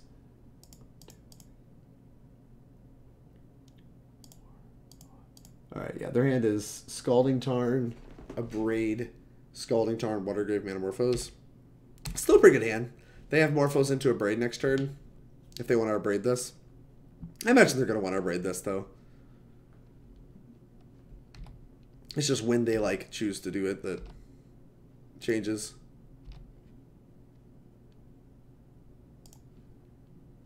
Alright. We're going to activate Aether Vial, see if they respond. They should respond in a Braid here. Oh, okay. Well, they didn't. So now they can't cast a Braid or Manamorphose. And that's pretty bad for them. Which makes me think that I'm supposed to play a Thalia's Lieutenant, because we just don't have to cast Meddling Mage now. Yeah, I think I'm going to cast Thalia's Lieutenant now. Like, if they didn't do this, I was assuming they were going to, like, go ahead and Braid, but since they didn't, I think I want to Thalia's Lieutenant and push damage. Because, like, next turn we get to, like, replay, we have to, like, play multiple things. Like, I don't know, I just want to get Thalia's Lieutenant in play, I think. Yeah, I'm here for it. Like, we just hold Meddling Mage for longer. They have a Bolt? Oh, no. Well, they have a Gut Shot. Yeah, they have a Gut Shot. That's fine. I'm okay with the Gut Shot as well. It was mostly just to get the counter.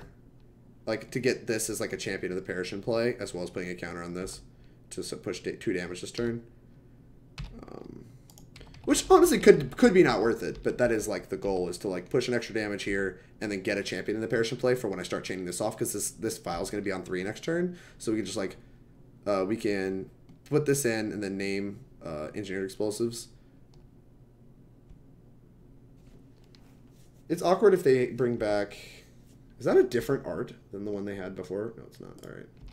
They do not want to get blown out. Well, now I kind of... Since they did that, I think I just want to put Thalia in play, right? Thalia, Meddling Mage name. With this on the stack, I might just put Meddling Mage into play.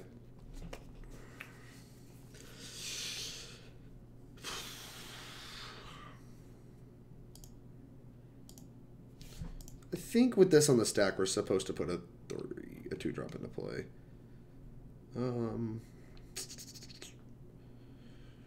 We could just leave it at 2 for the turn. Like, we're definitely Meddling Maging. I don't know, let's just activate it. Yes. Put the Thalia into play. Just, like, keep the arc lights off the table longer. Kind of here for this. And we'll put a counter on this. The reason we're doing it this way is because if we draw a Whirler Rogue, I'm going to want to take it up to 4, I think. What do you have? Oh, you're just, like, fetching. Okay. Yes. We drew a land. So I can play Bugler, but I have to play Meddling Mage. Blue. We're going to name Engineered Explosives with this.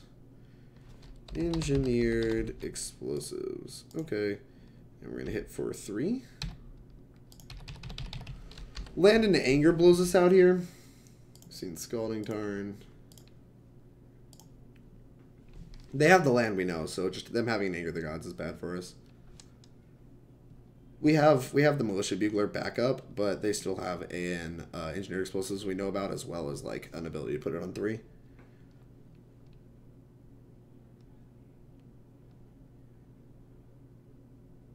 The turn where you Reflector Mage to Woken Horror, you were at 7. Pico, I'll probably have to go back and watch that. I'd probably mess that turn up then, since you seem so sure. I know it's a little in the... Alright, we didn't draw it, so we're just gonna know. Alright, we have another Thalia. Let's just go ahead and activate this and put Militia Bugler into play. Boop. It doesn't really matter what the removal they have here is, because, like, no matter what, we're still just, like, making the same plays. If they have a bolt, that's fine. Like, bolting here is much better than bolting there. Dang, wish I could take that, but I cannot. We're also going to deploy this. Like, if their plan is Lightning Bolt plus Engineered Explosives, then I think this just pushes the most damage, and like this plus this will end up being lethal. Right? Because this is 7, which should put them to 4. Oh no, we'll be 1 short. Alright, Lightning Bolt or somehow kill this. Yeah, you take 1,000,000.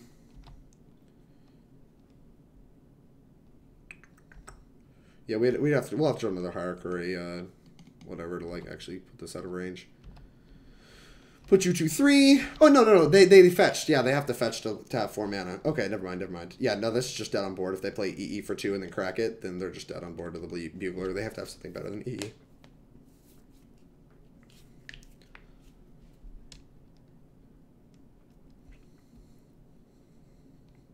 Got him. Got it. Beating Arclight makes me feel really happy, because I feel like any deck that plays main deck Gutshot is just like gunning for humans. Like, I feel like you're just trying really, really hard to beat humans, and it's just like completely unnecessary. The deck's not even that big of a part of metagame. Thanks everybody for hanging out. I really appreciate you guys sticking through that. We've been live for about an hour and a half. We got about 25 people in here today. What's going on, everybody? Thanks for watching me play humans and playing it. I don't know. I think I played that match okay.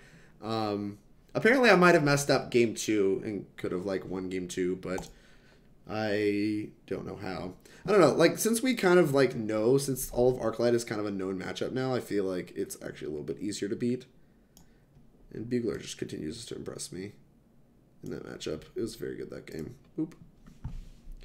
What was match 1? Match 1 was some Teamer Twin deck. They had, like, Bounding Crassus, they had, like, Pestermite, and, like, Kiki-Jiki, Bloodbraid Elves, and Eldritch Evolution. Like, we had them dead on board. They tap all of their lands, cast Bloodbraid Elf, and that's still not enough. Then they hit Eldritch Evolution with a Pestermite in play and a Tireless Tracker, so they just, like, sack the Tireless Tracker, go get Kiki-Jiki, because Tireless Tracker is the only other creature, and then they, like, get to combo us. Like, it was pretty ridiculous, to be honest with you. Stands close. I think this, you could justify mulliganing this, but I'm not going to. I think if we draw a land, it's just insane. That said, I am still going to lead on Hierarch. If we draw the land, we get to go champion into Thalia, which is the highest upside, so this just makes our land draw even better. This looks like we're not untapping with it, though. Oh! We're untapping with it! If they cantrip, we're probably going to play a Thalia. Oop. Oh, wait, you're a land. We're owning! We're owning. Do the thing. Perfect. Look at this. Look at this. This is what a human's professional looks like. You just top deck the land. You have everything. You just play good Magic. Just be a professional. I don't know if they intended to let this resolve, but they tapped their land for blue. They shock, tapped their land for blue, and then cast nothing. So it's not like they didn't have a chance to. They definitively had the chance to. Gutshot. You got it. Is this Arclight again? This deck is so popular since the like KCI and banned. So you're really going to see how this matchup is. I don't think it's awful, but it's not great. We're probably going to play a lot of 3-game matches. That is a really good draw. So if they have a Lightning Bolt, do I care? I care a little bit, I think, right?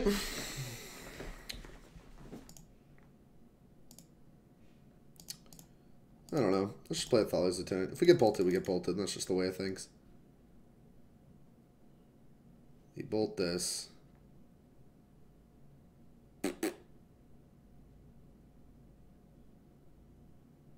They pretty clearly have the bolt.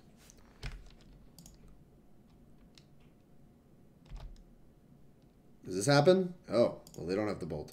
All right. Well, in that case, we're going to hit you for 1 million. Give or take about 1 million. All right, well, none of our stuff dies to gut shot anymore. Always yield to this. Always yields. Okay. Combat. Hit you for 7? Seems okay. Seems alright. Put you to, like, real dead on board. Especially with this bugler. Boogle, boogle, boogle. Gotcha. Opt. Deal. Their turn has to be rather fantastic. Because they are very dead on our turn 4. This ain't really panned out. Like, that's why we keep these hands. Is like, we drew the land, and, like, it's just everything went gross. We drew 2 lands, and now they're dead on turn 4. Shock. Deal. Young Pyromancer. Tilt. Alright, whatever. We're going to play Bugler and Slam no matter what, so... If they have a bolt, then so be it. Oh, this is just, like, so perfect. White, white, white. Play a Bugler. Boogle, boogle, boogle. Boogle, boogle. Oh, gosh, this is so many triggers. Oh, no. These. Make the things bigger. Alright, Boogle. We're going to take a... I don't know, we'll take a champion. That way when we play a champion, it's like all fine. Alright, so we attack out. Assuming they have Lightning Bolt, can we still win? Is attacking with the Noble Hierarch marginal? So we attack for 7, they have to block that. We attack for 4, they have to not... They don't have to block that. They can block a 2. So they can, like, trade with this. Fine. We'll play a champion of the Parish. This allows us to, like, play Thousands on it. Like, this allows them to, like, be priced into bolting this, I think. While still putting them, like, very dead. On the next turn. Boop, boop, boop. There you go. There's some magic cards. So they bolt this, make a token, block, block. Or they just block here. They block here, take 2. Take 5, go to 2. Seems ridiculous. Lightning Axe. Target the 5. Oh, no. Alright, that's pretty good. So they can still chump here. We're still in pretty good shape, I think. Like, if this is Arclight, like, we're still doing all right. We have a really good attack next turn. They have to have a lot. That's the start of a lot. They have to make, like, 3 tokens and, like, a bunch of Arclights and stuff. Alright, well, that's a second token. 3 blockers. I think they're still dead as of this second. But they're almost certainly getting another spell, so they're almost certainly getting another turn, is what that means. Vomit. It's alright. I'm willing to slog through the moat here. What's your opinion on Tajik versus Bugler? I think Tajik's pretty medium, to be honest with you. I think Bugler is insane. I've just been over-impressed with Bugler, especially in, like, this matchup in particular, which has gotten really popular. I think it's very good. To be fair, I haven't tried Tajik since this deck's been a deck. They don't want to play Magic with me anymore. Winning game 1 is insane for us. It is, like, basically, I think every time we could beat Phoenix game 1, we can win the match. If we lose game 1, I think it's very, very hard to win the match. Just because, like, winning the Sideboard games when they get to bring in all the removal is very challenging. I'm going to do the same thing I did last time. I really liked it. It's been working out for me. I'm going to keep doing it. Boop. Boop. Boop. Boop. Boop. Alright. Get these out of my deck. Ship. But, yeah, I think Bugler's just been so good. Or just top deck Mantis Rider. Yeah, dude. I mean, top decking Mantis Rider is just always what this deck wants to do, right? Like, Mantis Rider is just the best card in this deck. I've been beating Scapeshift in this deck a lot because of Tajik. Yeah, maybe Tajik's fine. I don't know. I don't like that Tajik himself just dies to, like, Bolt. It is good in the face of Anger of the Gods. Like, I can definitely see Tajik being, like, your best card against Titan Shift, because Titan Shift is, like, always going to try to, like, anger you and Sweltering Suns you or whatever, and Tajik just, like, is like, cool. Like, he's basically a Selfish Spirit that, like, has haste and more power. Is his hand good enough? On the draw, probably not. I don't know, maybe it is. His hand actually might just, like, be secretly good enough. Although on the draw, it seems pretty bad. Ugh, Sin Collector is really attractive. I'm keeping this. This hand is, like, really on edge. I think it's pretty loose to keep this. The thing is, most of our one-drops I don't think are even that good. Like, look, they're holding up a red mana. And we just have no plays on turn 1. Got him. That's how you get them. You just have no plays. No good magic cards. They also bolt to 6, which is nice. Leading on mountains, never what they want to do. Oh, yes. Oh, yes. Whoo, is it hot in here or is it just me? Oh, it's just me. Oh, yes. Missing land drops. I could probably just like cast this, name Bolt, and they can't win the game. No, they have Lightning Axe. That's why this card's so bad. They have Lightning Axe. Alright, let's get a look-see for what you got going on. Plus we have the combo. We have the probe that gets bolted, and then we have the Cabal Therapy. The old legacy combo. Bolt it. You got it. What's your hand? Good magic cards. You got a Lightning Axe too? That's just rude. How rude. Well, they drew the land too. Vomit. Alright. We need to draw pretty well. Like, the Sin Collector's gonna be good, right? Play this. Name human. White. Black. White. Here's the Sin Collector. Likely taking the cantrips. I don't know, Lightning Axe is kind of good. But, like, if we can take a cantrip, we can Meddling Mage another cantrip, and then we're, like, kind of doing it. Like, Crackling Drake's not a magic card because, like, you just, like, can't afford to beat that card or even care about that card. Lightning Axe, an active removal spell. Manamorphose draws a card for free. So I think the real decisions here are, like, between Lightning Axe and Manamorphose.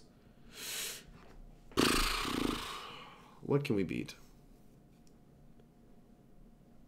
The thing is, I don't think we can beat down, like, with all these cantrips, they can just flip Thing in the Ice before we can get onto them. Whereas, like, if they're, like, playing this, I just don't care. Maybe I'm supposed to, like, maybe if I'm supposed to cut them off cantrips, I'm supposed to cut Sleight of Hand. Thing is, Manamorphose just enables, like, some crazy combo turns. But their hand's just, like, kind of bad right now. Alright, I'm gonna take Sleight of Hand. I think taking Sleight of Hand there is probably wrong. So feel free to add me on that one. But I think I want to try to line up this Meddling Mage. Like, next turn, I think I want to go, like, this name Lightning Axe into, like, ooh, the Serum Visions was a good draw. Blech.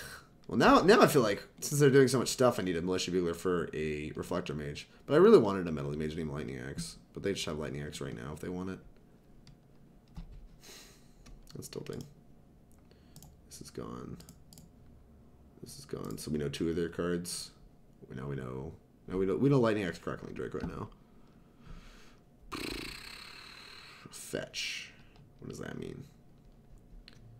If we can find a Reflector Mage off this Bugler, though, we're in really good shape. They have a Metamorphose, they can flip it this turn. EE on 2. Very interesting. Now we can file Meddling Mage on Lightning Axe. Is that good? How when they just played this? I can Vial Bugler. I don't hate that either. All my plays look pretty good here, I think. So I think I'm gonna go with Bugler. Like, just to get more 3-power creatures into play, because I'm gonna pump them up to 4-power with these lieutenants. Like, these lieutenants are throwaways for this engineered explosives. What do we got? Another Bugler, another Sin Collector, and a Meddling Mage. We're gonna take another Bugler. It gives us more looks at Reflector Mage. Alright, and there's no real point in attacking. I guess we can for the sake of it, but I'm not going to. This lets us start attacking the second Thing in the Ice. The second one doesn't matter near as much as the first. They now have Lightning Axe available to them. Alright, so I think... Gosh, Canopy is so awkward. Wish we had this vial earlier. So Lightning Axe puts them to drawing any spell to flip their Thing in the Ice, and just makes me feel really dumb. Whereas, like, I could also, my other option is to Bugler to try to find another,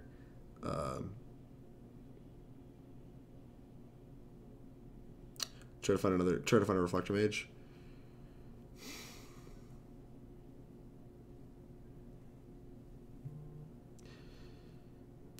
I could Meddling Mage name Lightning Axe. I could Meddling Mage see what they do and then either play Bugler or Thalia's Lieutenant based on that. That's not very good, though.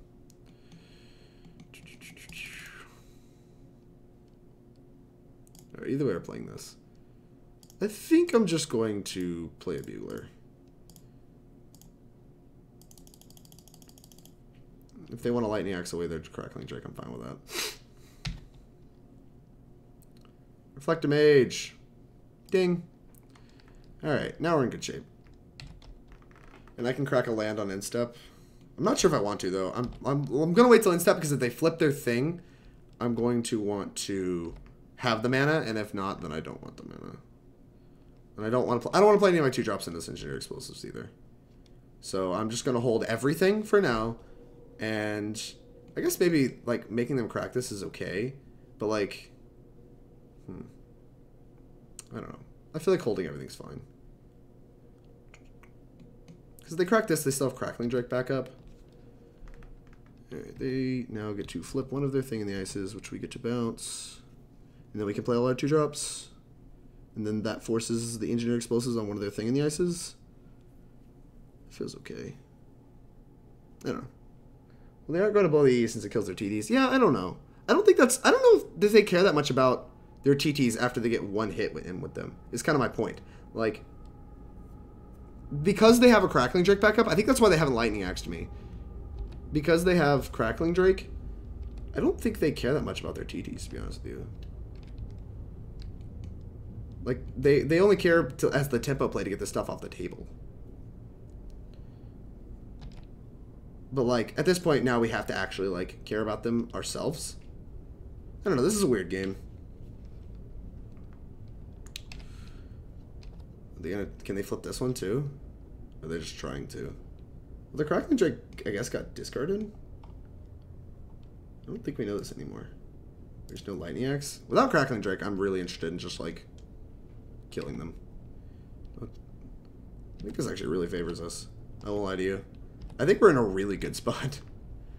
Alright. Put a counter on this. We need to make sure not to go below 7, obviously. So, their last card in hand is something really good.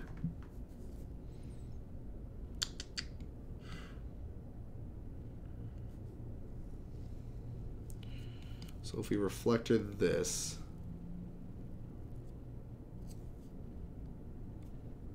where does that get us?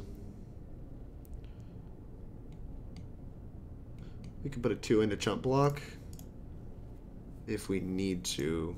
Blue. Am I supposed to play a 2-drop? I don't really want to spend the life now. Especially you just get it picked up.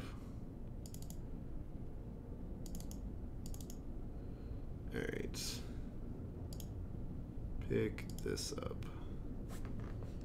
I feel like they have a spell in hand, so I kind of want to guess as to what the spell is. I kind of want to just like play this and this, take 2, go to 10, then I go to bolt range. I don't like that as much. I kind of want to name Anger the Gods with this. Alright, I think I'm going to name Anger the Gods. I'm going to put this in a name Anger. Go to 5. Yeah, let me pick up our thing again. I'm going to put this in a name Anger the Gods. Anger. Yeah, that doesn't do anything. I should name Lightning Bolt.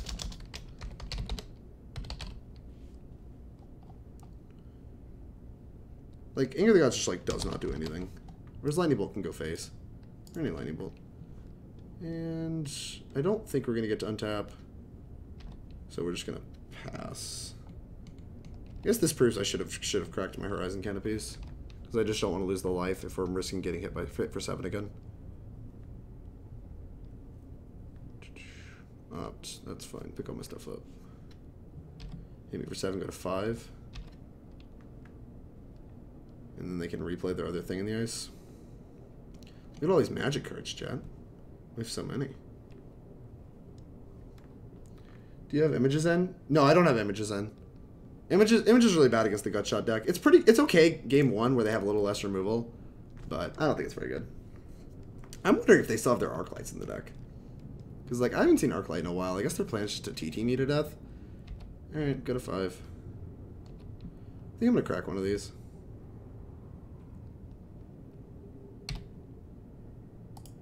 And life. Crack one. I guess they didn't realize they could replay TT. That's a Mantis Rider? Sure. You have Gutshot plus Bolt? No. Okay. Put a counter on it. Oh, another Reflector Mage, you say. Alright. White. Blue. White. Play Reflector Mage. Wait, no, this is wrong. Yeah, it's actually fine. Reflector Mage. Pick that up. Okay, we're going to put a stop on their draw step. And we're going to try to Sin Collector something away. Okay, how many cards do we have? We have 9 cards in hand. Oh my gosh, whatever. So many cards. Let's discard the Noble Hierarch. I don't think that card matters. And we'll discard. I guess Thalia's Lieutenant doesn't matter that much. Maybe Bugler's not good. Reflector Mage I think is good. The Buglers could be good. I'm gonna discard a Lieutenant. I just don't care that much about the card right now. Step. On your draw step, we're gonna put in a Sin Collector. Yes, put in Sin Collector. Trigger. Alright, we have a chance in this game. This has been a real weird one though. Take Manamorphose. You have Arclight Phoenix, Crackling Drake, 2 things? Sure. Arclight can put us to 1. Alright, yep, Arclight, that's fine. Okay. We'll go to 1. There's nothing we can really do about that. I was wondering if they even had this in the deck. I didn't think they did. Alright. Let's untap. No! Don't put a counter on this. Thalia's Lieutenant. We drew another one. So we have to bounce this. And then somehow get them dead really quickly.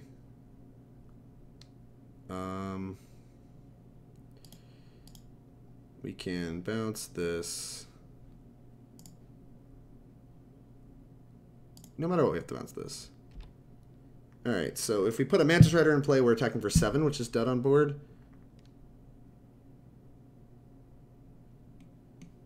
However, if we just play a Thalia's Lieutenant, we're attacking for 6, which puts them to 7. But we have Mantis Rider plus Thalia's Lieutenant next turn. I think we're actually supposed to play a Thalia's Lieutenant. Which makes you feel dumb for discarding this Hierarch. That might have been incorrect. Yeah, I think this is correct. I haven't done all of the math, but I think this is correct. Let's play around anger a little better. Alright. We might actually win this game. They can play double TT. Then we get to put Mantis Rider into play and put a counter on it. If they don't do that, if they decide Engineer Explosives is the best way, then we're probably going to win. Basically, if they don't hit a removal spell here, we just win. Which they don't have the removal spell. I think we actually win. I'll have to, like, think about it a little bit more. I'm going to crack this Canopy and Step because it's actually not doing anything. Boop. Alright. Does that just win? What does that do? I don't think it does. Alright, untap. I think we want to leave this on 3. Is there a chance we play Whirler Rogue here? Alright, now I actually have to do math. So we put Mantis Rider into play for 3. We play Thalia's Lieutenant, make it a 4, make that 3, 4, 4, 4. They have 2 blockers. They're just like super dead. Alright, so we just leave it how it is. And assume they have nothing. If they had Gutshot, I'd be dead. Alright, no. I think we win. I think we win, despite how awkward this game was. Human. Okay. We can't, I mean, we can play Meddling Mage to play around Gutshot. But they can just Gutshot me in response. So I'm just gonna, like, do the things. I'm just gonna play my cards. Put this into play. Okay. Yeah, I think they're dead. Are they just dead now? 3, 4, 7. Actually, yeah, they are. I didn't even have to have the Thalia's Lieutenant. Clapped him. Beat Arclight twice. Alright, so despite, I think I played a little looser in that game than I did in match 2, but I think that we drew a little bit better in that game by like a lot. Aether Vial is so good against Thing in the Ice. I hope you guys saw that there. Like, if we didn't have Aether Vial, we were 0% to win that game. But we got to beat 2 Thing in the Ice flips because we just got to get like huge mana advantage off Aether Vial. It's just absolutely nuts. Hey, thanks for the bits. IDK, I got these bits, but enjoy. I think this is Hassan's little brother, by the way. Thanks, Abraham. I appreciate it. What did you play first game? I played against this Teamer Twin deck. Hey, thank you much for the bits. I really appreciate it, Abraham. Thanks for checking out my stream, by the way. I think I missed a follow today. I missed 2 follows. Thank you, Major Burn, for the follow, and thank you for Strassler for the follow. Sorry about that, guys. My notifications seem to be broken. I will have to go back and fix those. I don't know what's going on with that. I changed my layout, and it's, like, for some reason broke notifications. I don't really know. Twitch isn't super clear about why that happens, but I'm really sorry about that. But I really appreciate the 500 bits. Teamer, yeah, it was like this Teamer Twin deck. It was, like, super bad. It wasn't, like, Kiki Cord. It was, like, Teamer Stompy / Eldritch. It was mostly an Eldritch Evolution deck because it had like the Strangerroot Geist, and it had Eternal Witness. It had like Bladebraid Elf, so it was like kind of trying to aggro you down. Like it had this aggro plan, but it also had this like Pestromite, Krasis, like Kiki Jiki plan. It was really odd. I think we're keeping this. I don't know why I'm still thinking about this. This hand's super good. This hand's got a quick kill, is what this has. Like we get to just like play Vial into like Vial, Thalia's Lieutenant into like Lieutenant, in which I get to kill them on 4, I think. It was a 2, 3, 4. Maybe we get to kill them on 4? No, I think it's killing 5, because that's when we get to go Lieutenant, right? I don't know. Eldrazi Temple. Well, we're historically pretty good against Eldrazi Temple. Although we're not very good against, what's it called? Against Eldrazi Displacer. That card's just actually unbeatable for this deck. Tough matchups with the...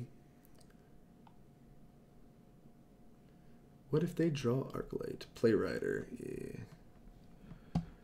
Alright. What are we doing? Oh, I still have a stop on the draw step. Oops. Zalfirin Void. That's a Simeon's Spirit Guide. What are you doing? This is a lot of work to cast a Thought-Knot Seer.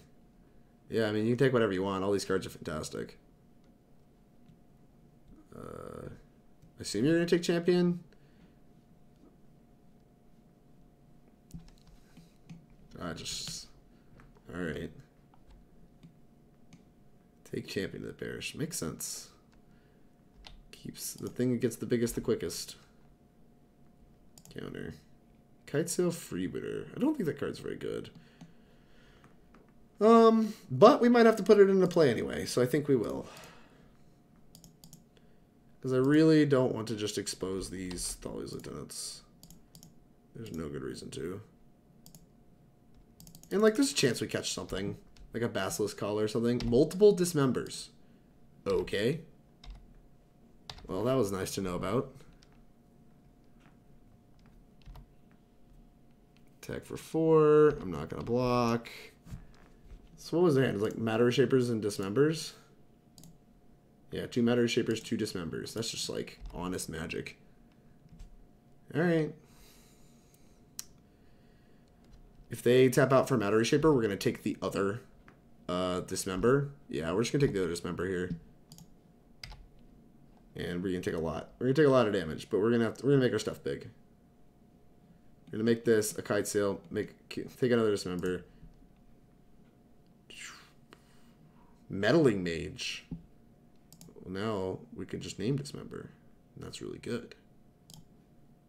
We are planning to get our stuff bigger than Matter Reshaper. So white. We'll put this on the stack and then we'll put this in naming Dismember. Alright.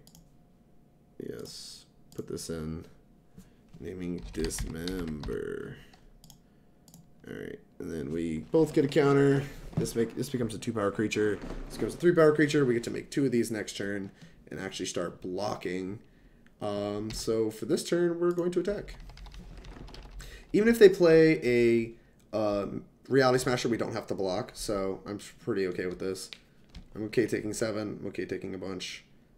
Like, I think we can stabilize here and just start blocking and, like, kill them in the air with this Kitesail. No blocks.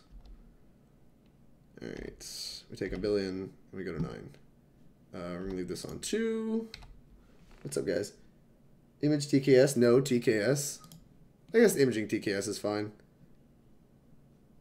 We can still do that. I think we just want a Thalia Lieutenant. I think Thalia Lieutenant's better than copying a TKS Thraben.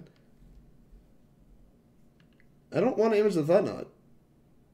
This is good, though. We have humans, not Eldrazi. Make bigger humans, whatever. Yeah, that's what I'm saying. Like, I think like this Phantasmal Image is going to add more power and it's going to be more relevant than a Thought-Knot Seer here. Maybe that's just incorrect, but like the Thought-Knot Seer is like a very temporary solution, whereas I think like making a Thalia's Lieutenant just like locks this game up for us. Also, this Reflector Mage was an absurd draw. So we can pick up Thought-Knot Seer, draw another card. I still just don't want to do that. I kind of still want to just hold it and then take this up to 3 next turn. I think I'm going to go ahead and do that. Like, I still just don't think I care. Like, this, honestly, I almost want to copy a Reflector Mage more. Because that's, like, the card that's, like, actually the best in this matchup. But, doesn't really matter. Yes, put this into play, copy this. Alright, and, like, let's just, like, auto-yield to this. These can all happen. And, like, see, now we just have, like, a 5-5, a 6-6, and a 3-3 that I'm willing to trade off. Actually, I'm willing to trade off this 2-2. And we're going to hit him for 4 in the air. Like, we're just in such good shape. And we're still at 9. Like, we're still at a pretty healthy life total. Like, I don't know how they feasibly get out of this game. We almost could have attacked there, right? We could have attacked out. They have to, like, block or they're dead. No, they can't. Whatever, we're just going to kill them with the flyer. Another Matter Reshaper. Deal. We have these locked down. You have no attacks. They might just want to cycle these. What is this attack? Alright, yeah, block here, block here, block here, and go to damage. Alright, what's up? Hey, what's up with the subscription? Artificial, thank you very much, I really appreciate it. Is it me or did Arena's interface look very dated suddenly? Yeah, this isn't Arena, is it? Yeah, I decided to play, just play some modern, kind of play some updates to some of the decks I like playing a lot, like Humans and Titan Shift, so a Jawsy Mimic gets to go into play. Alright, what's your other flipped card? Temple? That's fine. And then I draw an island. Make sure you get me a sub list, by the way. My notifications are broken. I apologize. Oh, they conceded. Lol. Notifications are broken for some reason. I tried to fix them last week, and I thought they were fixed, but it appears they were not. So that is going to be the project for after stream today, is like fixing notifications. Dismember seems great. I don't know. I didn't really see anything except Matter Reshapers, Simian Spirit Guide, Thought-Knot Seer out of them, and Mimic. So, like, they're obviously a colorless Eldrazi deck. I don't know if this card's good, though. Like, are they going to have Chalice and Basilisk Collars? They might. Maybe I'm supposed to bring it in just because it's a 3 mana 4 power creature and it trades with Thought-Knot Seer. I'm probably going to bring it in just to hedge. The Whirler Rogue's really good. Imagine Thalia Guardian of Thraben is not really good. Excuse me. That card does not block very well. And Kitesail does not strike me as overwhelmingly good either, although it does fly. I think all these other cards are bad. So we can leave one Kitesail in. Leave one Kitesail in is probably fine. If they have Ballista in their deck, I'm going to get absolutely hammered leaving all the images in. But I think this is fine. So we'll try this. Mismatched Thalia's Why Live? Hey, look, I didn't pick these out. Sphere for Temple?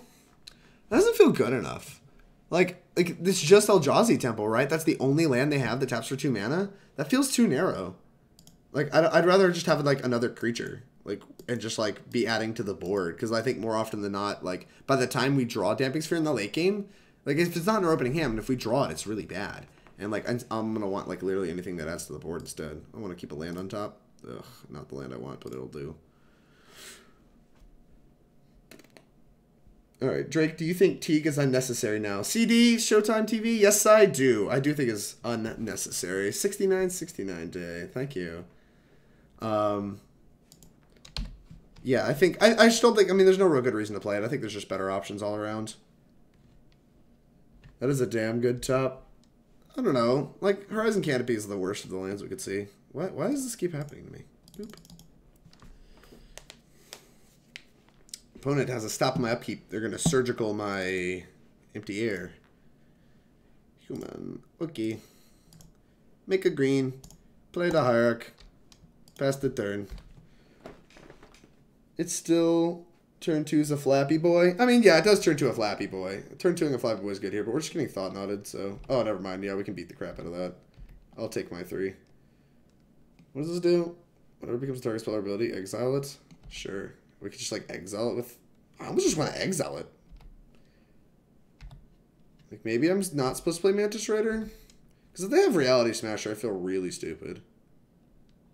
2 Temples is good. So we can exile this with the Reflector Mage. Just like exile it, make him cast it again. Doesn't feel very good. Reflector Mage doesn't feel like it's getting a lot of value there. We could bounce Mimic, which is, I think, the best out. Or we could just jack for 4.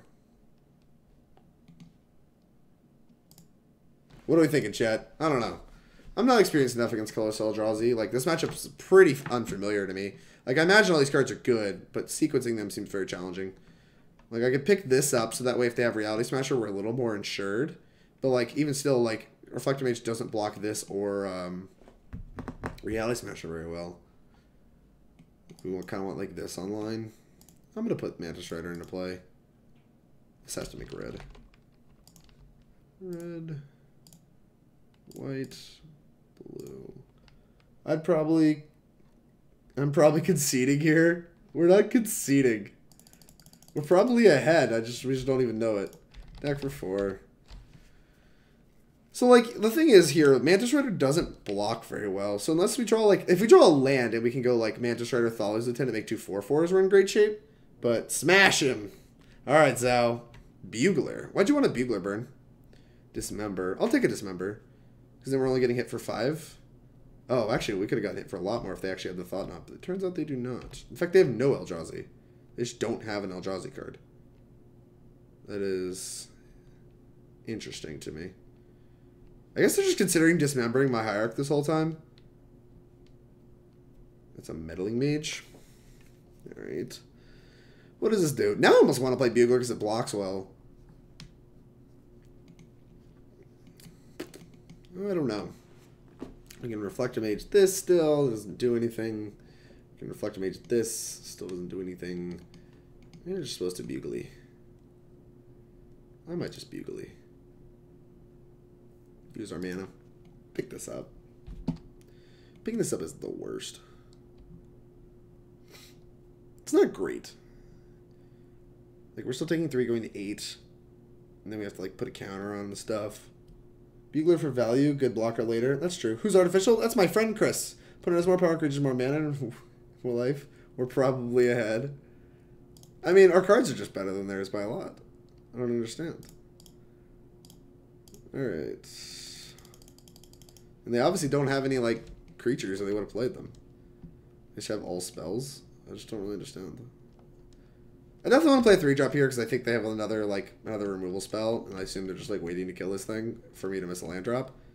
And so I want to, like, get stuff into play. Image. Alright, well, there you go. We have an image! Oh. I don't feel terribly ahead anymore. Zephyrian Void. Okay. If they play a, oh, what's his face? A Endbringer here, I feel pretty smart for holding the Reflector Mage. What you got? What do you have, opponent? Serum Powder. Alright, that resolves. Ghost Quarter. Yes. I think I'm supposed to grab an island. This lets me cast my Phantasmal Images. Yeah, I'll grab an island. Always play the island, chat. Always play the island. Oh, next turn. What does next turn look like? You can't attack. They can only attack for 3, which is fine. I'm fine taking 3. Alright. Boop. Alright, that's pretty bad. Well, I feel like we're supposed to start getting ahead, so I think I'm just going to play this Thalia's Lieutenant and attack. White, blue. Look at this Thalia's Lieutenant. Interesting that they played a Mana Rock and then Ghost Quartered me. That is kind of odd. Alright, we'll start attacking, get the beat down, stack for 4. That's a 3 turn if they don't block.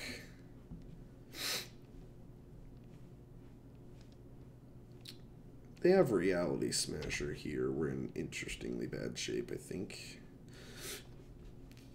Well, maybe not. Maybe we just win if they have Reality Smasher.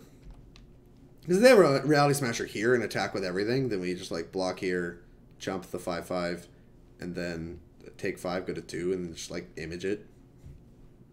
Attack for 1,000,000. Alright, yeah, this is kind of what we wanted to see Reality Smasher. Because they're just dead if they attack with everything. If they just attack with Reality Smasher, we're in an awkward spot, but we get to Reflector Mage it. Boop. Slam like this. And now they're just dead. Okay. Alright. Block here. This doesn't get trample, right? Boop. Block here. And then we get to image Reality Smasher and kill them. They have 2 mana up, I suppose. Could have paid for life, or 5 life, and dismembered it, discarding a card, but I want to try to kill them. Draw a good card. Good card. Knight of Autumn. If we drew a land, we could like double image it and like guarantee that they're dead. That was kind of what I was looking for, but we didn't. So here we go. Boop. We're gonna hope this is good enough. Combat. Tag with all. Please die to this. Don't have something. Yeet! Got him. Alright, we're 3-1, playing for the 4-1. We're doing it. What's up, Teddy? How goes it? Dingus! New stream layout. No kidding. Yeah, being part of Team Nova was, like, we decided to, like, try to, like, what's the word? Unify? I can't get this right. We want to, like, make them all the same. We want to make it all uniform. So, we ended up with a new stream layout. Thanks for the host, by the way, Dingus. I'm sorry I missed it. Like I said, my notifications are broken, and I'm very, very sorry. CDN Showtime TV, by the way, thank you very much for the follow. I really appreciate it. I'm going to try to keep up with notifications the best I can. There's a lot going on. I will get them fixed tonight. I thought I had them fixed already, and they didn't end up fixed. It's unify? I don't think it is. There's a word I'm looking for that's like to make things the same. And unify is not the word. But whatever. Either way. You looking for some more sponsors? I mean, I guess we're always looking for more sponsors. Although all the sponsors go across in a stream. Speaking of which, please support my sponsors. I will go through the whole spiel afterwards, but they are all great. Mana Traders is fantastic. They're the ones that let me do all this, that let me stream. Like, I literally couldn't do it. I couldn't buy decks every week. Like, I have to, like, rent them. I just don't have the monetary funds to just buy every deck you guys want me to play. So they are the reason I get to stream. They're fantastic. Inklin made all the art for Team Nova. She made the Nova logo. She's made our playmats, which you will see hopefully this weekend. I believe they're supposed to be ready this weekend. And she's all very good person and proudly sponsors us. So make sure you check her art out. There's links all in the panels. The End Games is a shop in Charlottesville. This hand is fantastic. A shop in Charlottesville. They have an online storefront that we should have a code, I believe, also coming this weekend to get you some percentage off their site. So it's a good way to support me, checking out all these sponsors. And lastly, Hipsters of the Coast. I don't think I want this. Hipsters of the Coast sponsors us. Kind enough to give us money for appearance fees for camera matches. So please make sure you check them out. Just go read some articles. Easy, free way to support my sponsors and help support me as a streamer. Thank you all. And thank you all that are sticking around from Dingus's chat. I really appreciate that. Dingus is great. His stream's great. Everything's great. What's up? Conform our stream layouts is what you're looking for? I like conform. I'm not sure that's the word I'm looking for, but I think it works. Playmats. Yes. You like Poomans more with KCI gone? I don't know if I like it more. I like it about the same. I think it's still like a very powerful contender. Can we beat Ponza like ever? We're just gonna like get Blood Moon, right, and die. All right. Well, I mean, I have 1,000,000 Noble Hierarchs. I guess that's how we beat Ponza.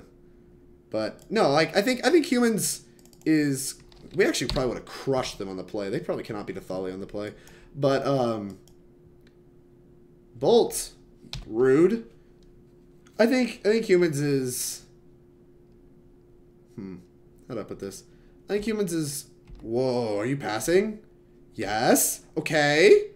I'm just gonna slam a Thalia here. Wait, Thalia. I don't want to get Blood Mooned. and I certainly don't want to get angered, so I'm just like going to try to keep myself like alive as long as possible. I have to shock this. What do you get to play for 2 mana? Why is it important that you have 2 mana? Oh, Gruul Spellbreaker. Ah! They give it haste? Why? I'm like one of the few decks that can grow bigger than this. Also, don't you play Anger the Gods? You're Ponza. Maybe you're not Ponza. Maybe you're friendly. Is this a human? This isn't a human. Well... I guess we could just image it.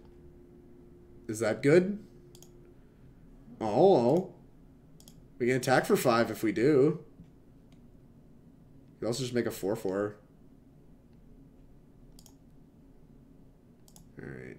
Let's put this into play. I don't know. We're just gonna do stuff.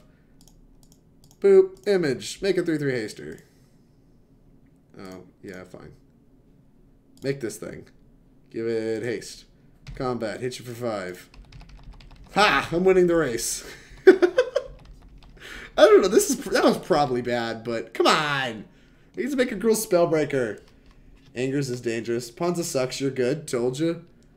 There's no way they're putting this in their Ponza deck. I just don't even believe it. We have another one. You have to make it a 4/4. Please don't have another one. You have another one. I told you not to have another one. Is this one getting a counter? What is this one getting? This one's getting a counter. Okay. I can make mine have Exalted, Famo. Alright, we'll take 3. Okay. Alright.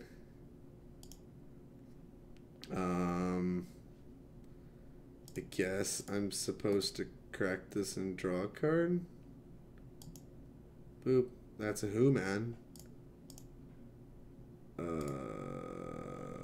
Combat. Attack for 4. Hiya! Okay.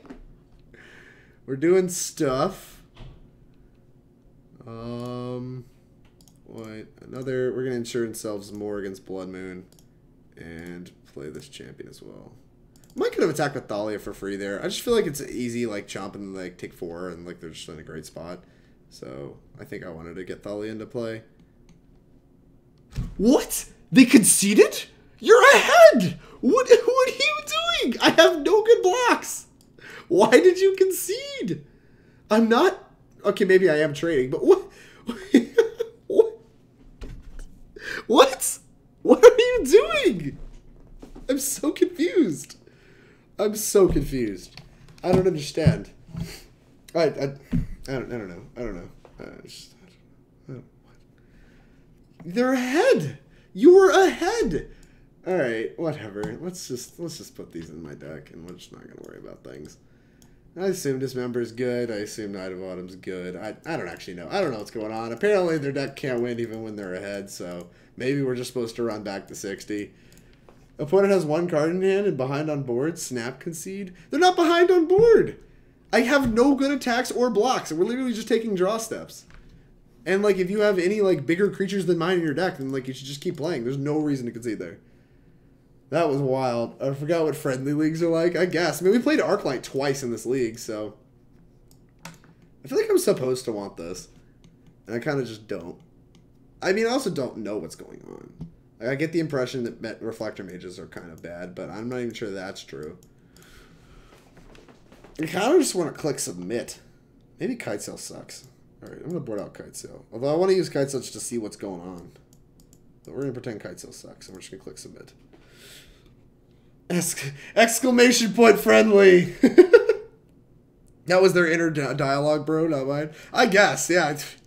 I don't know. I don't even know if that, like, how can that be their inner dialogue? It just doesn't even make sense. Keep. We're insured against Blood Moon, which I assume they still have. Drake is the dingus. You can't prove that. Maybe they thought it was the standard queue. Well, then Birds of Paradise is an interesting choice for their standard queue. I think I'm supposed to dismember this, right? I'm supposed to dismember this? Because, like, I want to play Thalia on too, which means I'm never casting this vial. Am I supposed to dismember this? Kitesail is good. Keep them off Blood Moon. Look, that sounds way smarter than I am. I kind of want to play Vial, but then they get to play Blood Moon on turn 2. I don't want that. This is just awkward. Oh, we bolt the bird, I guess. That's why it's in the deck, right? I'll hide the basic. Human. Like, hopefully they... Alright, whatever. Let's just bolt the bird. We'll cast the Aether Vial eventually. Just play Thalia into, like, 2-mana Aether Vial on turn 3. It's just powerful. I guess if we draw another 1-drop, we don't mind going 1-drop on 2. Look at this. Look at these mountains. Is this fetch go? Fetch a basic go. Alright. That's something that's a legal action you can take. Okay. Still kind of want to put Vial into play. I'm just going to put Thalia into play. Thalia. I'm not even like 100% their Blood Moon deck. But they might be. This has been nothing short of just absurd. Alright. Tap land, go. You got it. We can't. You can play Thalia's Lieutenant. Oh, we can't Vial. Oh my gosh. Thalia, why are you so terrible? I'm just gonna put the Vial into play. I think it's important to have this Vial in play. Boop. I think it's gonna be a big player. And they're not really doing anything at the moment, so like if they do have the Blood Moon on 4 here, then like this card getting into play a turn earlier is so important. Bird must die. I'm here for it. 61 cards special. Is that us or me? I mean, is that me? 4, 5. 1, 2, 3, 4, 5, 6, 7, 8, 9, 10. Oh, I guess we did have 61 cards. I'm owning. Listen. They're trying to debate you into thinking they're going to Blood Moon, but plot twist, they ported them out. I guess. I don't know. That Scavenging Ooze looks really good. Probably going to have to pick that up. Although they haven't actually killed any of my creatures, so maybe it's just not very good in their deck. That is also a very reasonable possibility. I just don't care about anything that's going on my opponent's side of the table. It's a weird spot to be in. They have 4 cards in hand, and I just like don't care. Although my attacks are kind of weird. It's like I can attack, but they're winning the race by like a lot right now. Might just mean it's time to pick up Scavenging Ooze anyway. And attack for 2.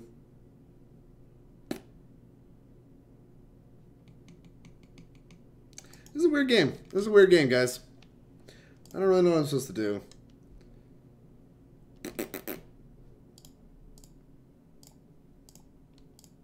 I'm just gonna Reflector Mage. Boop, pick that up. Okay, and then we can attack for 2, put him to 14, and then we have a really good attack with Thalia's Lieutenant. Alright. Let's do that. Drake, you 100% on 2 Whirler Rogues? Yeah, I love 2 Whirler Rogues. I don't know, like, I just don't think there's a reason to cut it. It's so good. What are we doing? What are we doing? I know Scavenging Ooze, and that's it. You know, take my 3. Take my lickens. Pass. Alright. Well. Meddling Mage. This is going to be like the hardest Meddling Mage of my life. I might should have just boarded these cards out. Just like, take Meddling Mage on my deck, because I don't know what's going on. What am I supposed to do? You have 5 cards in hand, one of which is Scavenging Ooze. Maybe they should have like Mono Inferno Titan. Maybe I'm just supposed to name Inferno Titan. Is this the same deck from before? Could be. Name Inferno Titan? Yeah, that's kind of what I'm thinking. Like, it's Anger or Inferno Titan, I'm pretty sure. Yeah, whatever, play the land. There's no reason not to. Either way, we're going to put this into play. On the stack, I guess we'll name Anger of the Gods, because that's the harder one to beat. Anger of the Gods. Although, it's just, I don't know if they could be an Anger of the Gods deck. Maybe Titan, I guess. Cabal's a nice way to beat Phoenix. I don't think Cabal's as good as Sin Collector against Phoenix. They should not Anger and play with all their own creatures. I agree. What, we see Lightning Bolts, right? We're going to name that. But if they had it, they would... Maybe not. Bolt. Alright, we're going to name Lightning Bolt. I think it's most likely they have that. That is just like the most likely thing they have, although we will get demolished by an Anger of the Gods. And that's okay. I'm okay getting demolished by an Anger of the Gods, because that's what we signed up for. I decided that I don't think they have it, and they can go screw themselves. Alright, what do we got? There are 8. They have 3, 6, 9. Damn, she fine. 2. So if they play Scoozing, then we can use Thalia as a +1/+1 counter trick on our Thalia's lieutenants. What is this attack? Alright, yeah, I mean, I'm going to take it. Yeah, if you don't have Anger of the Gods, I win, so. What are you doing? You have Scavenging Ooze in hand. What is happening? I don't understand. I'm just going to leave this on, too. There's no way they're conceding. I don't. What?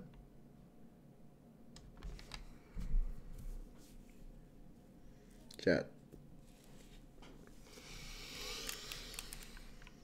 Ugh.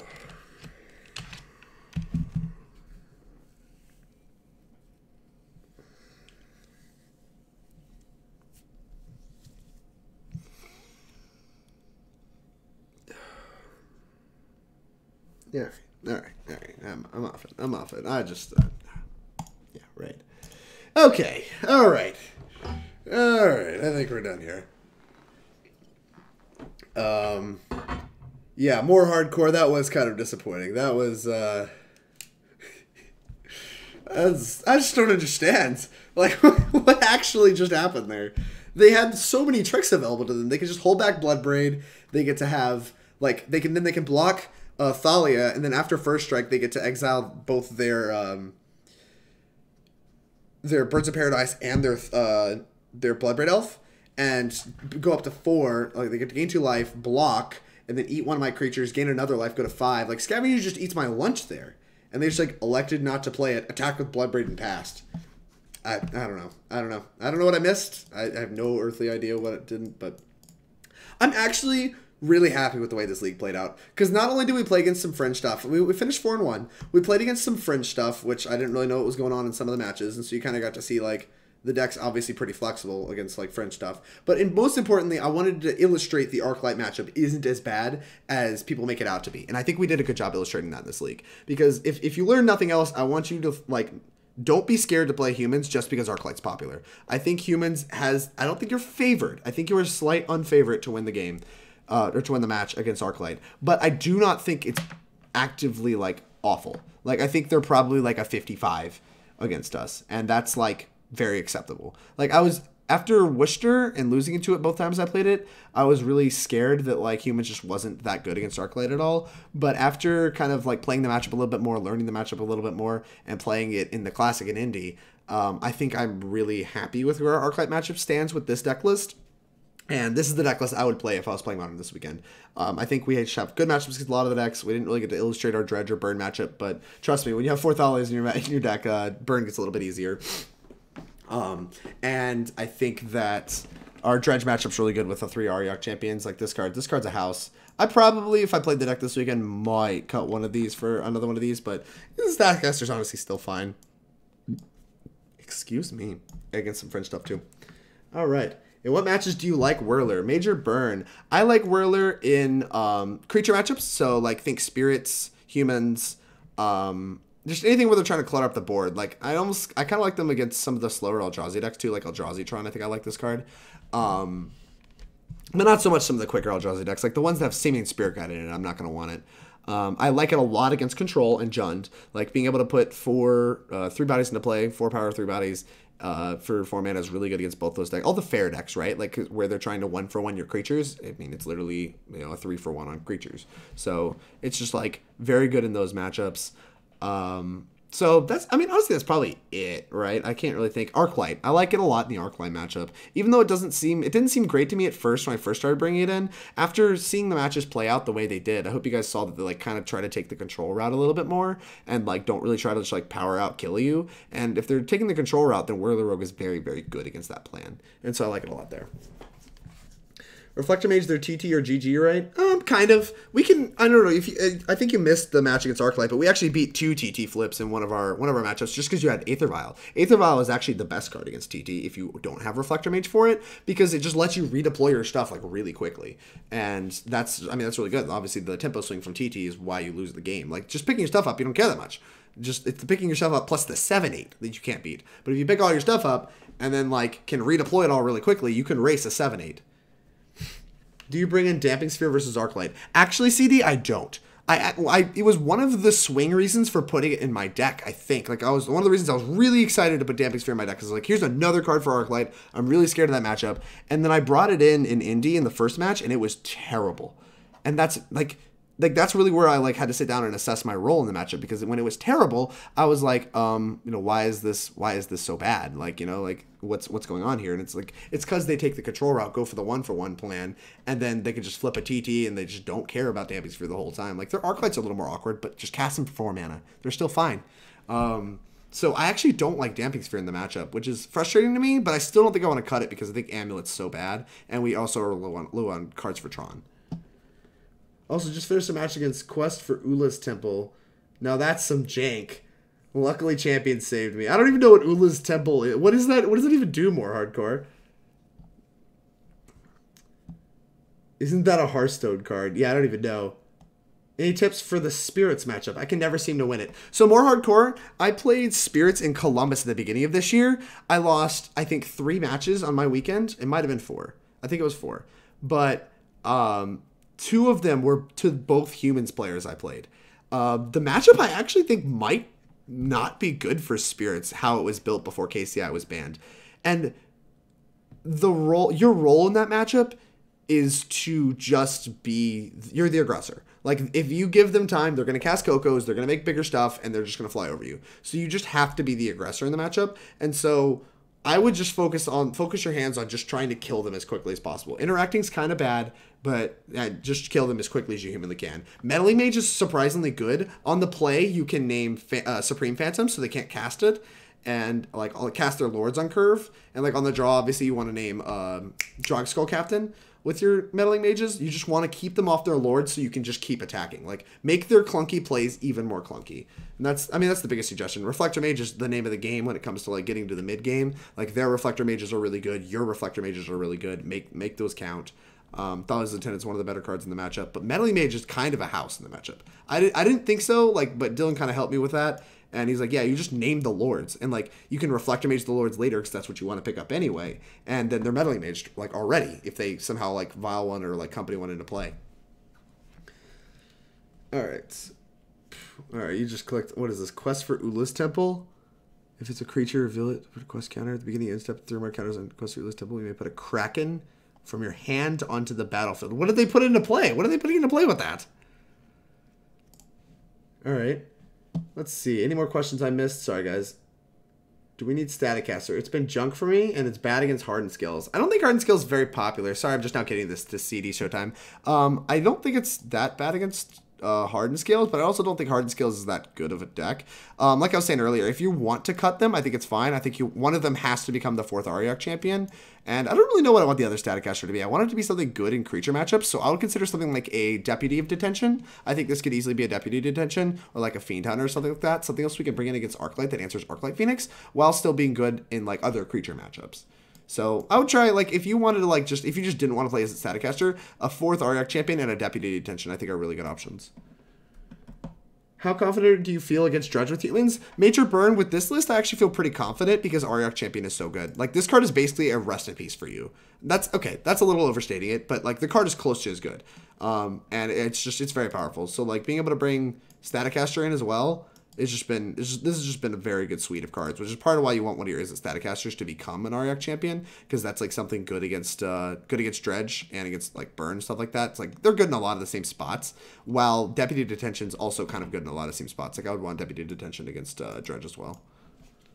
Scales doesn't dumpster humans. Big Ballista seems pretty hard to beat. No, it does. It does beat humans. I just don't think it's that good of like a deck. Like, I just don't think it's a very good deck, and I do think Izzet Staticaster is very good, but, like, I just don't think Scales is a very good deck, and I don't think people are going to be playing it. Like, the only merit to playing it is that everyone should be cutting their Artifact hate, right, since KCI is banned. All right, any more questions before I wrap this up? I think I fielded all the questions, so I'm going to go ahead and wrap this up, get the cards returned to Mana Traders. Yeah, overall, I think the deck's very good. I would not be unhappy playing this 75 at all in a Modern tournament coming up. I think it's very good. And let me get rid of this. The only changes I would consider, like I said, would be the ones I just talked about with Staticaster, because like Auriok Champion is just so good. So I'm going to go ahead and wrap up the YouTube video. Thank you, everybody, for sticking around with me. If you are watching on YouTube, thank you very much for watching my YouTube video. I appreciate the support. Make sure you jam that subscribe button if you liked what you saw. It'll let you know when I post more videos, and it's a very easy way to support me. If you're watching here on Twitch, thank you very much for sticking with me. If you're from Dingus's chat, I really appreciate you sticking around. And if you jam that follow button, if you haven't already, I'd really appreciate it. My notifications are not working currently, but they will be after this stream. And yeah, thank you very much for the support. Another way you can support me is by supporting my sponsors. They've been scrolling beneath my head on this overlay. Start off with Hipsters of the Coast. They are a website for posting content. They post a lot of great content. Some of the Team Nova members actually write for Hipsters of the Coast. Easy way to support us is just go check out their website, read some of their articles, see what they have to offer. A lot of them are very informative. I read a lot of their articles every day. I mean, I don't read their articles every day, but every day they post them. And yes, it's just an easy way to support me without spending any money at all, and it'll help you improve your game in Magic. You know, just reading some articles, always a good way to get better at the game. Mana Traders, who you just saw me returning cards to, they do sponsor this stream, and they are the big reason why I get to stream to begin with. I'm a very proud sponsor of them. I think their service is fantastic. I highly recommend you use it. There is a link in my Twitch panels below where you can sign up for Mana Traders using our referral code, and then you can, on top of that, you can use Team Nova MTG as a code to get 15% off your first 3 months. It's a very easy way to support me while still improving your game in Magic. If you're testing on Moto, I honestly think Mana Traders is a must-have. I talked about it a little bit earlier in this video. I couldn't do it without Mana Traders. It was a big level up for me being able to test whatever I want on Magic Online, and it's just the best resource out there for getting better at the game, to be honest with you. Like, the number one thing that you can do for yourself to get better at the game is test more Magic, test more decks, expand your range, and Mana Traders let you do all of that. So, Inklin Customs is a artist that follows around the SCG tour a lot. She makes a lot of tokens for a lot of the SCG players there. She produces a lot of good art. She also does the art for Team Nova. She made the logo, and she made the playmats, which we should be getting this weekend. So make sure if you see a Team Nova member around, you check out the playmats. It's going to look very hot. And yeah, no, her work's all fantastic. I recommend, picking up some of her tokens. Check out some of the artwork that she's got going on. She primarily sells tokens from what I've seen, but you can commission her for any kind of artwork. She is an artist, and she will be willing to commission artwork for you. And if you just message her, she's really easy to work with. Very happy to work with her. Team Nova is just very, very, very proud to sponsor her as well. Lastly, the End Games is a store in Charlottesville. We have a link to their storefronts in the panels below. We should have a code this weekend, I believe, as well, to get a percentage off. I don't think it's like 10%, it might be 5 or 10% off some of their wares. So easy way to support me is just check out their wares. They do sponsor us. They let us borrow cards. They help us out with just card acquisition in general. So we're very, very happy to sponsor them. They're a very, very good store, and they do a lot of good for the community. We really appreciate them. All right, thank you all, and YouTube, and I really appreciate you sticking around.